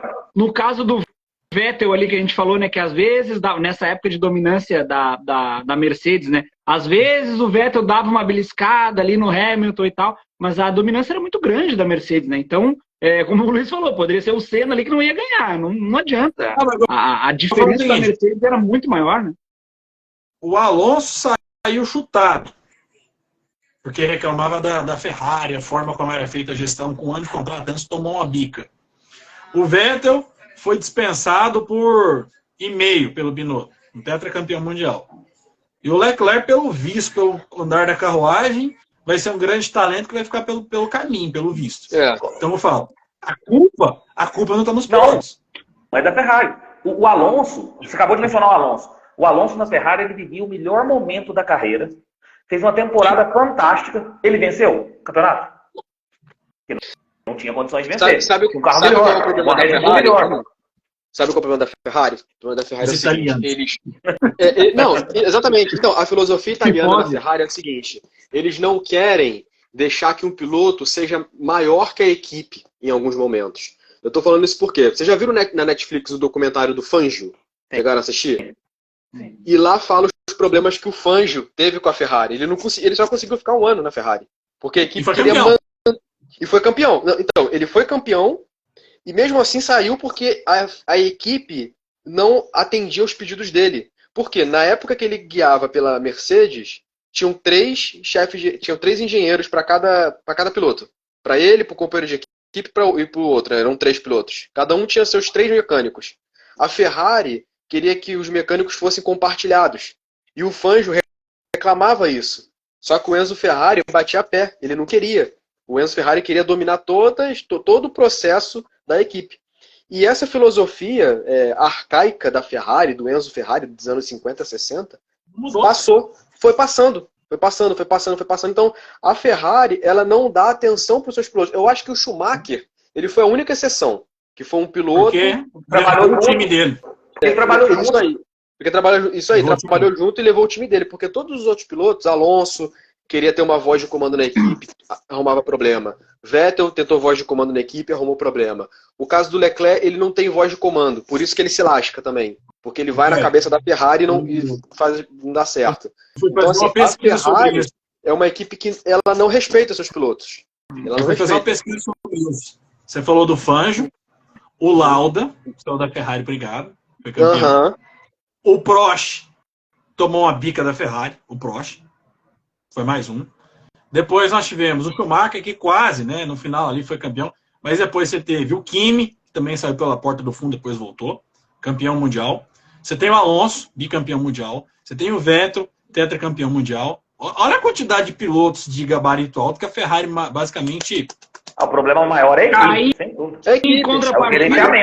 Em contrapartida, você vê ali Rubens Barrichello, que saiu tudo numa boa com a Ferrari. O Massa teve aquela rusga com a Ferrari em 2008, agora que teve mais recentemente mais forte. Né?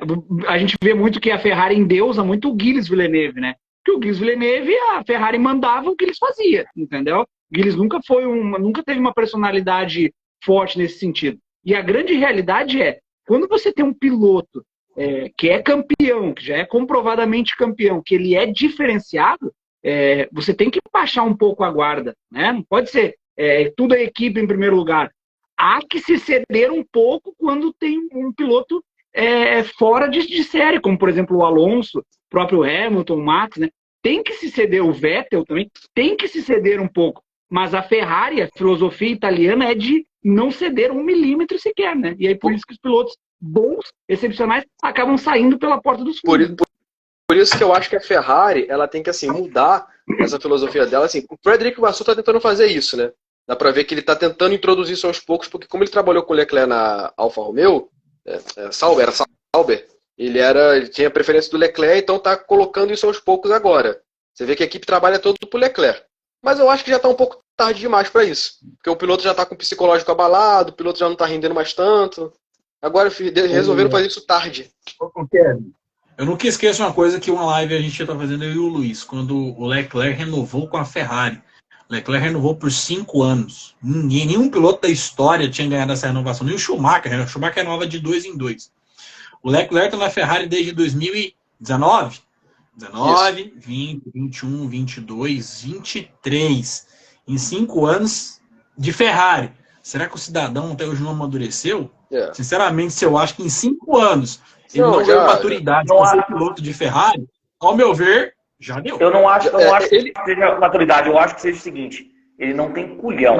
Porque o que acontece? Você pegar um menino, falar, você vai pilotar a Ferrari, ou seja, o que acontece? Esse negócio de sofrer a burdoada, de aguentar o tranco. Aí, por isso que o Vettel ficou essas temporadas todas, o Alonso. Então, volta ao que você disse lá atrás, Gleison. A Ferrari, por obrigação, tinha que ter um campeão mundial como primeiro piloto. Por obrigação. Eu acho que a Ferrari tinha que perder os seus 2 pilotos. O Leclerc sair para uma outra equipe. Mas aí e o Sainz também. Quem entra? Esse é o problema. Porque assim, vamos pegar o exemplo de um bom piloto. Um cara que é bom. Que a gente tá vendo que ele tem consistência. O Lando Norris. Mas ele tem 23 anos só. Se você pega hoje o Lando Norris e larga no cockpit da Ferrari, você vai acabar com a carreira do Norris. Não, eu acho o Lando Norris particularmente tão frágil emocionalmente quanto o Leclerc. É que ele teve essa corrida boa, o pessoal esqueceu. Mas ele próprio já uma vez revelou que teve depressão na temporada de 2020. Então ele é um piloto tão frágil mentalmente quanto o Leclerc. Ele vai fazer as mesmas coisas. Com todo respeito, não tem nenhum desse culhão que a gente está falando hoje para. Não tem. Somente Lewis Hamilton. O Hamilton, para mim, é a solução para a Ferrari voltar a ser campeão. Que não vai, né? Não vai, a princípio não vai. Não vai, infelizmente. Eu queria. Pô, cara, se o Hamilton fosse para a Ferrari, pô, meu sonho. Por isso que eu vou voltar lá no início da live. Por isso que a gente tem que valorizar muito o Max Verstappen, porque além de talentoso, o cara tem um psicológico quase inabalável. E aos 25 anos, o Verstappen é da mesma idade do Russell, Norris, é da mesma geração desses caras, do Leclerc. Então, você vê que um cara aos 25 anos, ele já é tão completo como piloto e mentalmente. Eu falei também na live e vou repetir. Se aposentasse hoje, para mim, já está no rol dos maiores da Fórmula 1, na minha opinião. A única divergência que nós tivemos e que gerou um maior debate é na questão do Pérez, que o Pérez tem se mostrado fraco, e aí a gente já debateu bastante sobre isso. Mas em relação ao Verstappen, é absurdo. É um absurdo. Passa aí para Aston Martin. O Fernando Alonso falou que precisa fazer um reset aí no carro na pausa de agosto. A Aston Martin já não briga para ser essa segunda força mais não, Kevin? Poxa, infelizmente não. Tá mal. A menos que se recupere ao longo da temporada. Mas assim, desde que ele falou que a equipe não ia ficar mais sem pódio após o Grande Prêmio da Espanha, só andou bem no Canadá. Depois dali, o negócio desandou de um jeito. Mas assim, mas desandou porque as outras equipes chegaram, né? Não foi, na verdade, nem a Aston Martin que enfraqueceu. Foi a Mercedes que melhorou, a Ferrari deu uma singela melhorada, embora essa pista aí de Silverstone não foi favorável para o carro da Ferrari, mas eles estão com um carro um pouquinho melhor também, e a McLaren chegou agora também, então eu acho que o Alonso consegue até brigar, mas vai precisar fazer a atualização aí. Vai ter que atualizar, a Aston Martin vai ter que ver o que está acontecendo com o carro, porque deu uma caída mesmo no rendimento, uma pena. Eu esperava, no início da temporada, eu esperava até uma vitória do Alonso esse ano, viu? Também. Eu ainda estou esperando. Só se a segunda metade for como o Egleison falou aí. Se a segunda metade, Aston Martin, Ferrari, McLaren e Mercedes se aproximarem mais um pouco da Red Bull, aí talvez o Alonso consiga uma vitória sim. Mas se ficar nesse ritmo aí, cada equipe fica como a segunda força em algum momento, aí eu acho que não tem vitória não. Eu quero esperar agora Hungaroring, né? Para ver como que vai ser o desempenho da Aston. Eu tô achando que a Aston vai ir bem no circuito de Hungaroring.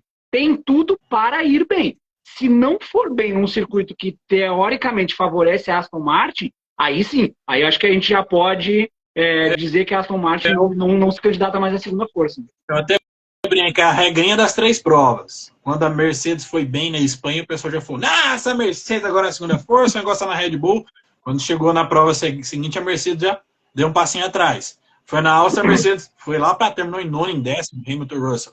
Aí nessa prova, a Mercedes já foi um pouco melhor, já não foi tão espetacular, mas foi um pouco melhor. E a Aston Martin, por característica de pista, deve bem ao Hungaroring. Se for mal numa pista, que na teoria é para eles, aí a conversa muda. A Aston Martin, parece que essa pista também é boa para Ferrari, né? Ferrari é um bom carro de velocidade baixa.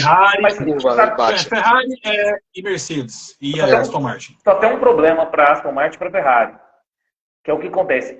Ela é uma pista muito travada, de difícil ultrapassagem. Então, ou seja, se a gente pegar o melhor tempo da Red Bull, certamente vitória de Alonso, vitória de Leclerc, provavelmente a gente não vai ver. Vai ver vitória de Verstappen e eles compondo o pódio, porque ele é muito difícil de ultrapassar, ainda mais essa asa móvel que a Red Bull tem. Então... Agora eu tô pensando uma coisa, não é possível que o Verstappen não vai furar nenhum pneu essa temporada. Não vai não, cara. No ritmo que tá indo aí, o cara quer a melhor volta toda corrida. Ele vai lá, coloca o pneu, arrisca tudo. Poderia ter um problema no RS dele, né? Pra abandonar pelo menos uma corridinha. Você sabe o podcast o Motorsport fez uma matéria interessante no podcast. O Motorsport, acho que foi o Motorsport mesmo. Eles trabalharam todos os pódios e a pontuação do campeonato sem o Verstappen. Gente, ficou interessante e competitivo demais da conta. Ficou muito legal. O campeonato ia ser ótimo. O campeonato sem o Verstappen, cara. Você tem que ver como que a temporada estaria top. Eu não tenho os dados aqui agora para mencionar, mas pegaram todos os pódios e a pontuação sem Verstappen. Ia ser uma temporada filé. para ver o nível do Verstappen em relação aos demais. Alexander Albon, P8 no Qualify, P8 na corrida. Vinícius, é o piloto de destaque até o momento? Sim. Embora o Norris tenha roubado a cena, né, junto com a McLaren, mas o Albon vem mostrando uma palavrinha que a gente fala bastante aqui, né, que é consistência, né? Tanto que a Williams, ela tá na frente de equipes como no Campeonato de Construtores, né, como a Alfa Romeo, como, surpreendentemente, a Alfa Tauri, né? Então, e isso muito graças, e se não 100% graças ao próprio Albon, né?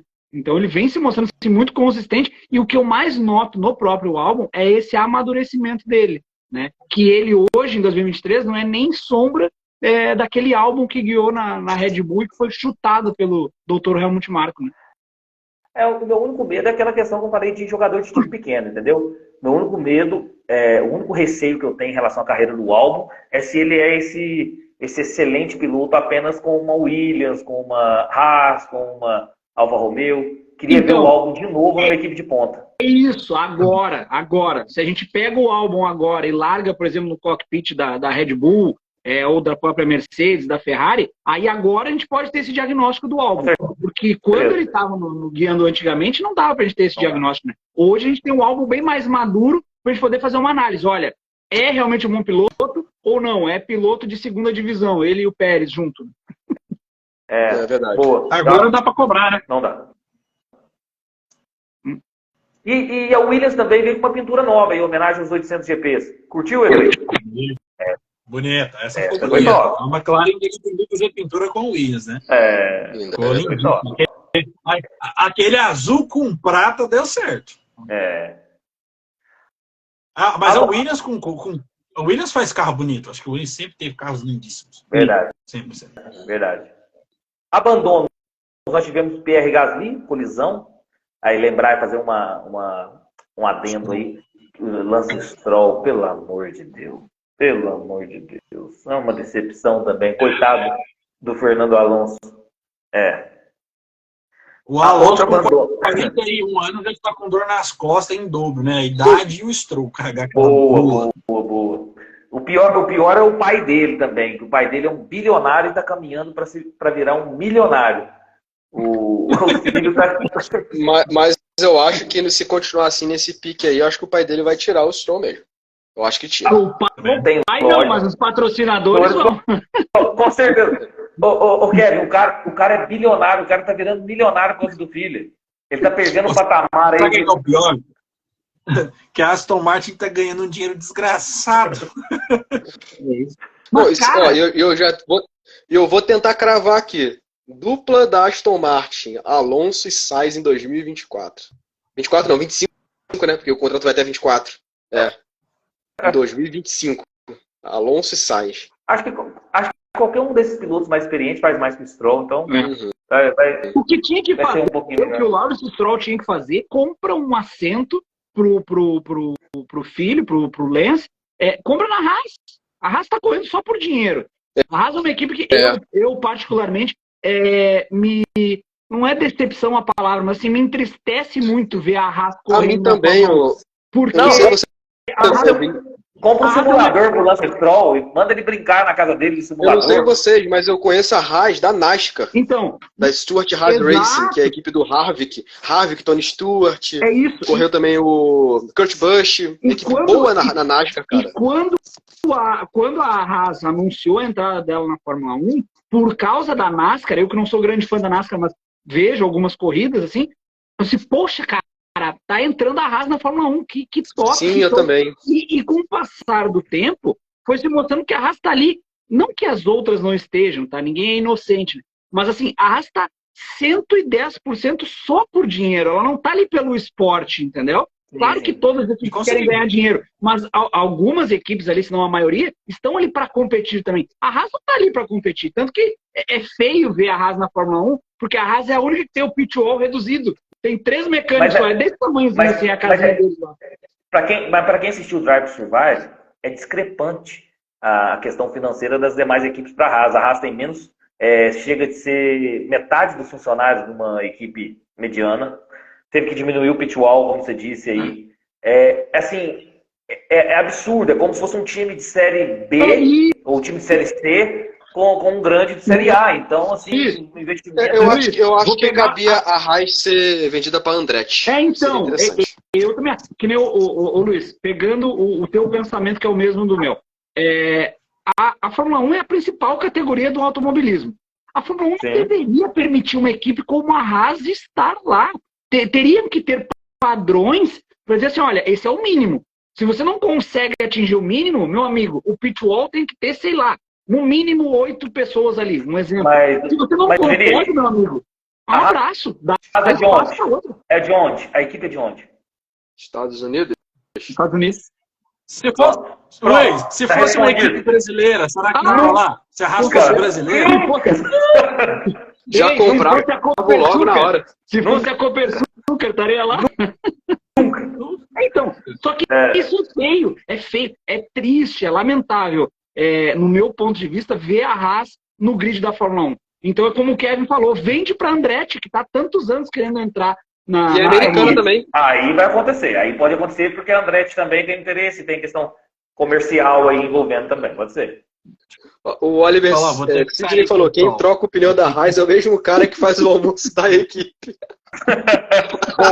Boa. Deixa eu aqui, o seguinte, nós estamos caminhando já para os assuntos finais aqui, Egleison. Brigadão pela sua participação, o Egleison vai ter que sair um pouquinho mais cedo. A gente já está caminhando também para os finalmente aqui. Muito obrigado mais uma vez, Egleison. Estamos juntos até o próximo GP, meu amigo. Tá bom, daqui 2 semanas eu volto, mais calmo e tranquilo. Um abração. Abraço, valeu, mano, abraço. Falou, tchau. Mais um abandono aqui. Kevin Magnussen, problema no motor. Esteban Ocon, fuga de óleo. Piloto do dia, Lando Norris, segunda vez consecutiva. Votou aí no piloto do dia, Lando Norris ou Kevin? Sim, Lando Norris, mesma coisa. Lando Norris também. Vinícius também? Unanimidade? Sim, não tem como, né? Um piloto correndo em casa não sentiu a pressão, né? De ter um carro bom nessa corrida e correndo em casa. A gente sabe que muitos pilotos sentem a pressão de correr em casa. Não foi o caso do Norris, né? Foi uma corrida irretocável por parte do Norris, né? Sim. Também unânime. Eu votei no Lando Norris também. Muito merecido. Volta mais rápida.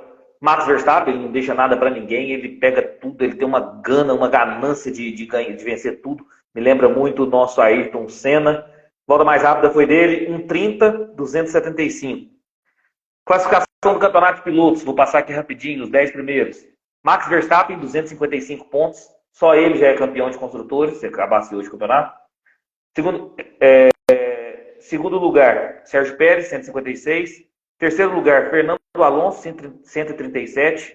Agora o Fernando Alonso aí, com essa queda da Aston Martin, pode ser que não alcance tanto o Sérgio Pérez, mesmo o Sérgio Pérez fazendo essas corridas pífias.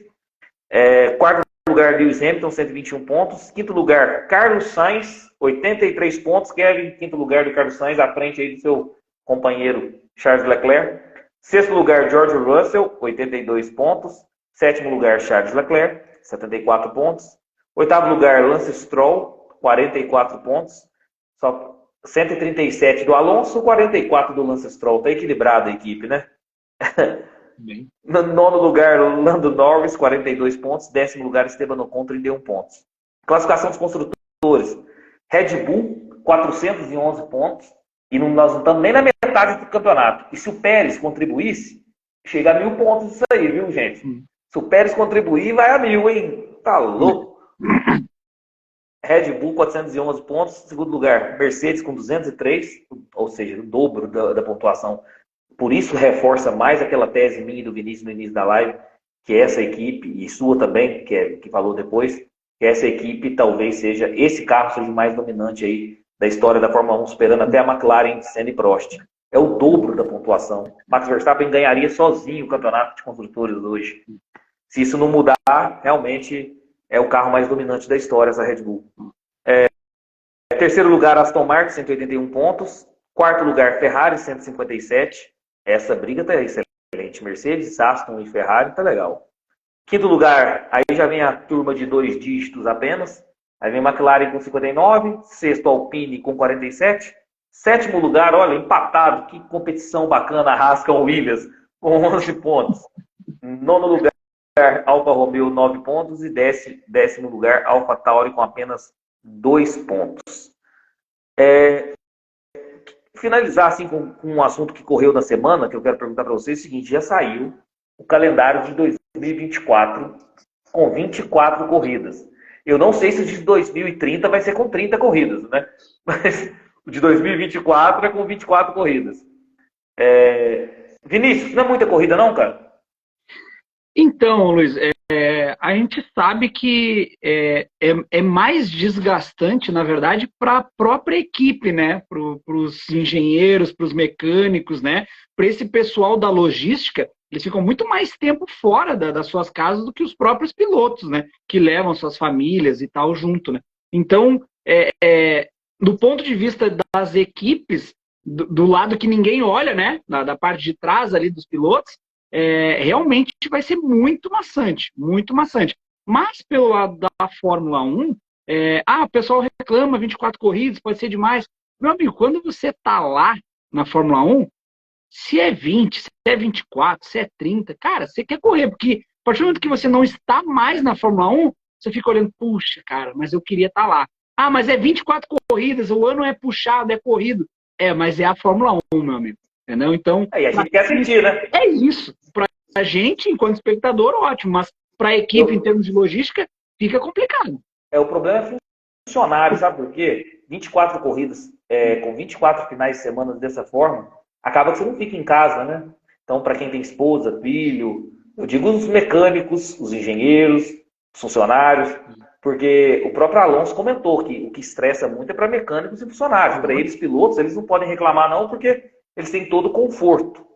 E aí pode acabar, e sem dúvida isso pode impactar no resultado de cada equipe, porque um mecânico que daqui a pouco está muito tempo fora da sua casa, não vê sua família há muito tempo, não está concentrado, na hora de apertar um parafuso ali, meu amigo, acabou. Entendeu? Demorou, não encaixou, acabou a corrida de um piloto e de uma equipe, né? Assim, concordo plenamente.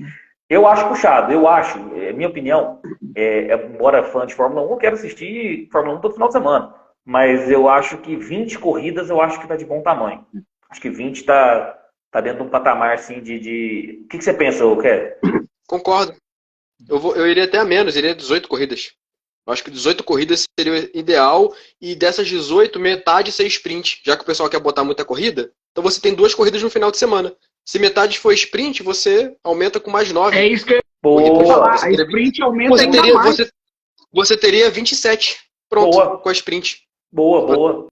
Fazendo isso. E assim, o problema de você ter 24 corridas é que você não sabe mais onde enfiar a corrida, onde enfiar a pista. Aí você começa a ter que inventar pista de rua por aí que... estão querendo botar Madrid no lugar de Barcelona. Começa a inventar muito circuito. Business, comércio. Eu sou a favor assim, de menos circuito de rua. Eu não sei se você lembra, eu acho que o Vinícius não tinha entrado no grupo, que eu coloquei um calendário que seria ideal para mim. Lembro. E o engraçado é que esse calendário ficou até um pouco parecido com o que eu coloquei, porque eles favoreceram a logística um pouco mais. Mas assim, eu sou a favor de tirar alguns circuitos de rua. Tipo, Singapura eu tiraria. Mas tem questão comercial, tem business. Esse o negócio da Fórmula 1, é o dinheiro, que é o que atrai. Singapura provavelmente deve atrair uma grana absurda. Então, para a gente ter uma noção, essa temporada agora, se eu não me engano, 1/3 são em países do Oriente Médio. Será por quê? O petróleo, Bahrein, Catar, Abu Dhabi, tem mais um. Arábia Saudita. Não, já foi Arábia, Bahrein, Catar, Abu Dhabi. São essas 4? Tem mais, tem não? Essas 4. Aí. Não, é o que a gente estava falando até no último final de semana, que teve final de semana retrasada, teve o falecimento do Dylan Van Hoff, né, do piloto da Freca, né, em Spa, né, justamente na Eau Rouge, né. O pessoal tava lá, segurança, não sei o que e tal. Ok, beleza. Também acho que deve se adequar a algumas coisas sem perder o padrão da Eau Rouge, né, sem se alterar o padrão da Eau Rouge. Em contrapartida, Jeddah, que é o circuito da Arábia Saudita, é muito perigoso. Tem perigoso. muito circuito, tem muitas curvas totalmente cegas. Deixa eu só fazer um crédito aqui, porque o que acontece? A nossa live de GP, pós-GP da Áustria foi na segunda-feira, às 8 horas da noite, e o Vinícius fez um comentário nesse sentido. Quando a gente comentou da morte desse piloto, o Vinícius chegou a mencionar que Jeddah é muito mais perigoso do que Spa. E na terça-feira, Max Verstappen deu uma declaração no mesmo sentido. Isso mostra o quanto é competente esses meus colegas que falam de Fórmula 1 aí. Então, o Vinícius falou antes mesmo do Max Verstappen falar. Mas Jeddah realmente tem muito ponto cego, principalmente no segundo setor, depois daquela curva que é inclinada. Tu tem umas 2, 3 curvas ali que você não vê. E não tem área de escape. É muro.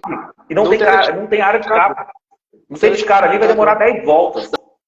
Não, Spa, o que poderia ser feito para você poder mitigar um pouco os acidentes é depois da primeira curva do cotovelo, quando você vai descer, naquela. Eu não sei qual é o nome da reta que desce, que antecipa o Rouge. Vocês conhecem? Radion? Não, Radion já é subindo já. Subindo. Aqui desce. O que poderia fazer é uma chicane ali, antes da Rouge. Você faz uma chicane, você reduz um pouco a velocidade, para quando subir o Rouge vai estar. Mas aí você velocidade vai tirar a característica do circuito, parceiro. Aquele negócio de subir ao Rouge conversando com Deus todas as vezes que Nick Lauda falava, que Senna falava, entendeu? Assim, eu entendo, acho que a segurança hoje na Fórmula 1 é essencial, todo mundo preza por isso. Mas se você começar a bater demais e tirar as características demais de circuito, de coisas do passado da Fórmula 1, eu acho que vai perder um pouco o charme da categoria. Se você faz isso aí que você tá falando, Kevin, acabou aquela Rouge rápida, né? Não, mas porque o pessoal tá falando tanto assim de, vamos mudar o Rouge. Eu acho que essa curva não tem que mudar. Você pode diminuir um pouco a velocidade ao entrar nela. Uma forma de diminuir é antecipando essa chicane, porque o carro vai entrar ali o quê? A 200, porque vai estar começando a recuperar a velocidade. É o máximo. Eu tenho uma opinião sobre eu tenho uma opinião sobre o Rouge que aconteceu naquele GP na qualificação do Lando Norris. Com a segurança, por exemplo, eu tenho sempre essa opinião, não vale para o Rouge, mas vale para qualquer pista. A segurança da Fórmula 1 hoje está top de linha. E não era assim. Então o Senna falava que toda vez que passava, conversava com Deus. Nick Lauda, a mesma coisa. Nick Lauda falava que ganhava 8 décimos de segundo se você fizer bem ao Rouge. Então o que acontece? Os pilotos, antigamente, por não ter questões de segurança, eles tinham medo. Medo da Rouge, medo das pistas difíceis, das curvas difíceis. Hoje em dia a segurança da Fórmula 1 é tão grande, com o Santo Antônio, com o ralo, com tudo que o carro proporciona, a segurança é tão grande que o Lando Norris, naquele GP de 2020 ou 21, se eu não me engano, na qualificação, tá chovendo e ele faz a Rouge ali como se estivesse em tempo seco. Então, hora nenhuma ele estava com medo de bater. Então, assim, os pilotos perderam um pouco o medo das pistas e das curvas por conta dessa questão de segurança. Eu tenho certeza que se tivesse aquela chuva em 1990, 80, eu duvido que o Lando Norris faria aquela volta do jeito que ele fez. Eu tô falando aquela que o George Russell assumiu a segunda colocação. O Lando Norris deu bandeira vermelha naquele treino, passando com tudo na Rouge. E antigamente os pilotos tinham um certo temor, um certo medo. Essa questão da segurança é uma faca de dois gumes. Os pilotos também agora se arriscam demais. Estão nem aí. Então, assim... E tem outro detalhe também, né, Luiz? Se a gente for analisar assim, os pilotos que sofreram acidentes gravíssimos e que, consequentemente, levou à morte, né?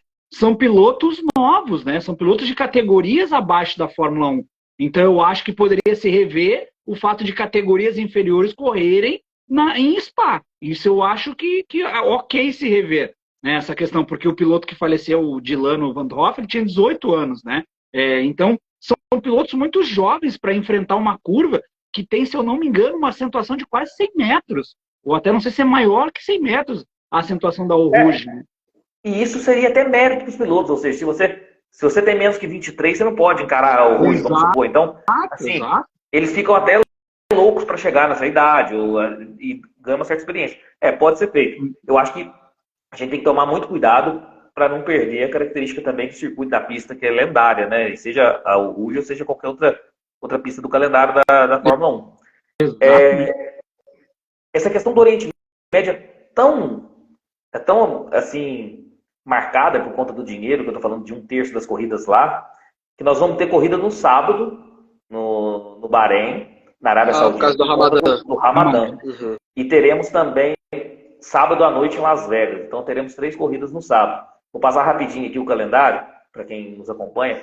Nós começamos aí no sábado no Bahrein, dia 2 de março. Depois, 9 de março na Arábia Saudita. Aí nós vamos para a Austrália, GP da madrugada aí, no domingo, 24 de março. Depois Japão, 7 de abril, outro GP da madrugada aí pra gente. Depois China, 21 de abril, outro GP da madrugada aí também. Nós vamos andar que nem um zumbi, assim. Três finais de semana aí acordando na madrugada para assistir Fórmula 1. Aí, da China, nós vamos para Miami. 5 de maio, GP de Miami. Depois, 19 de maio, aí tem uma folguinha de 15 dias. GP da Emília-Romanha, em Imola. Depois, no próximo final de semana, 26 de maio, GP de Mônaco. Depois, temos uma folguinha, 9 de junho, GP do Canadá. Aí, eles não mudaram essa questão de Miami, Canadá, né? É logística. Europa, América, Europa. Miami e Canadá tinha que ir lá pro final. Né? Canadá me parece que tem a questão do gelo, né? Que é muito frio, então tem essa questão. Mas aí que coloque Canadá e Miami e Las Vegas, talvez, próximos, para, né? Logística. Depois, 23, aí temos uma folga de 15 dias, 23 de junho, GP da Espanha. Depois, no próximo final de semana, GP da Áustria, 30 de junho. 7 de julho, Silverstone, ou seja, 3 finais de semana seguidos aí. Então, Espanha, Áustria e Grã-Bretanha. 3 finais de semana seguidos aí. A corrida 10, 11, 12, 23, 30 de junho, depois 7 de julho. Depois uma folga de 15 dias, 21 de julho, GP da Hungria. No próximo final de semana, 28 de julho, GP da Bélgica. Aí nós temos as férias de verão da Fórmula 1, volta no dia 25 de agosto com o GP da Holanda, GP dos Países Baixos. No dia 1º, na semana seguinte, GP da Itália. Depois uma folga de 15 dias, GP do Azerbaijão. Botou o Azerbaijão na corrida 17, olha. GP do Azerbaijão. Essa aí era uma que não precisava existir. Baku não precisava existir. Também acho. Vai para 15 de setembro o GP do Azerbaijão. E depois, no próximo final de semana, o GP de Singapura. 22 de setembro. Aí talvez a logística foi interessante. Azerbaijão. Tira Azerbaijão e Singapura e traz Malásia de volta. Nossa, Malásia é. Kuala Lumpur era top.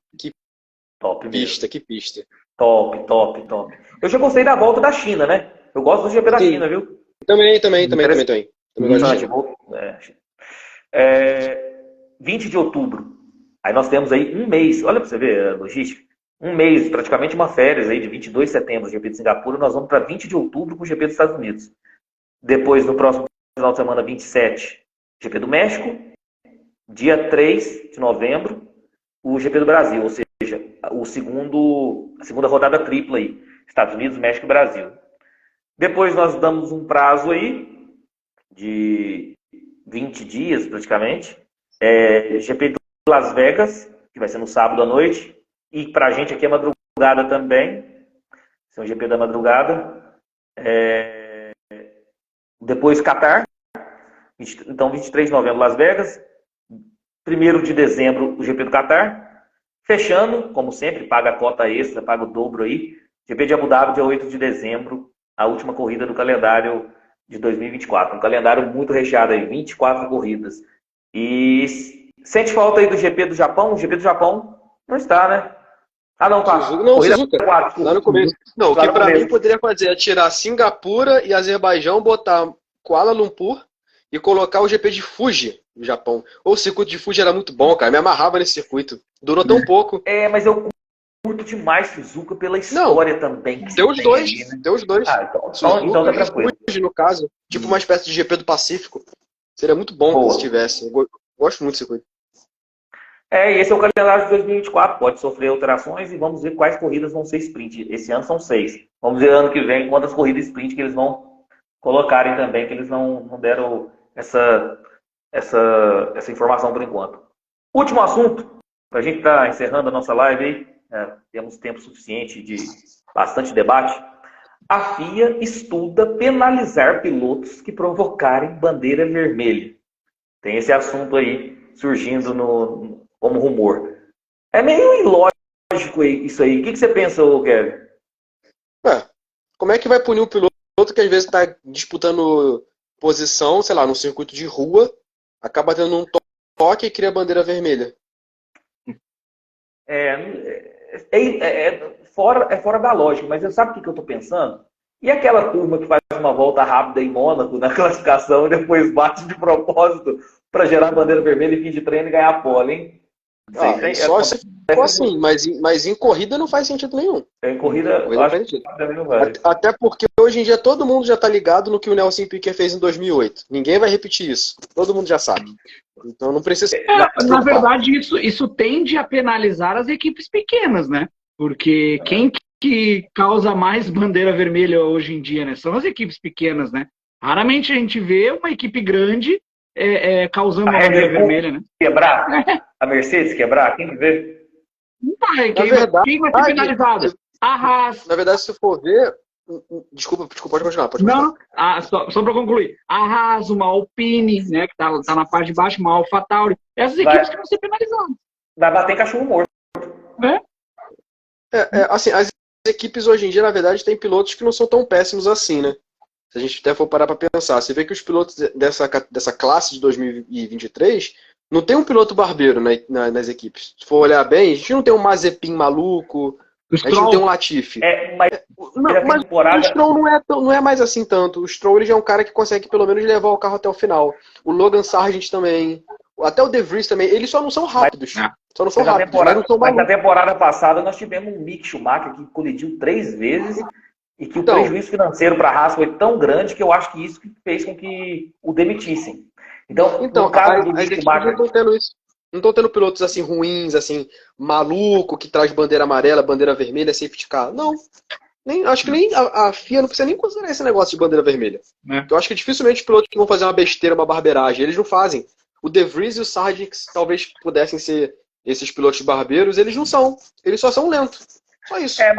Mas tem muita quebra, né? Esse ano, por exemplo, tá tendo muita quebra. Mas aí quebra, pô.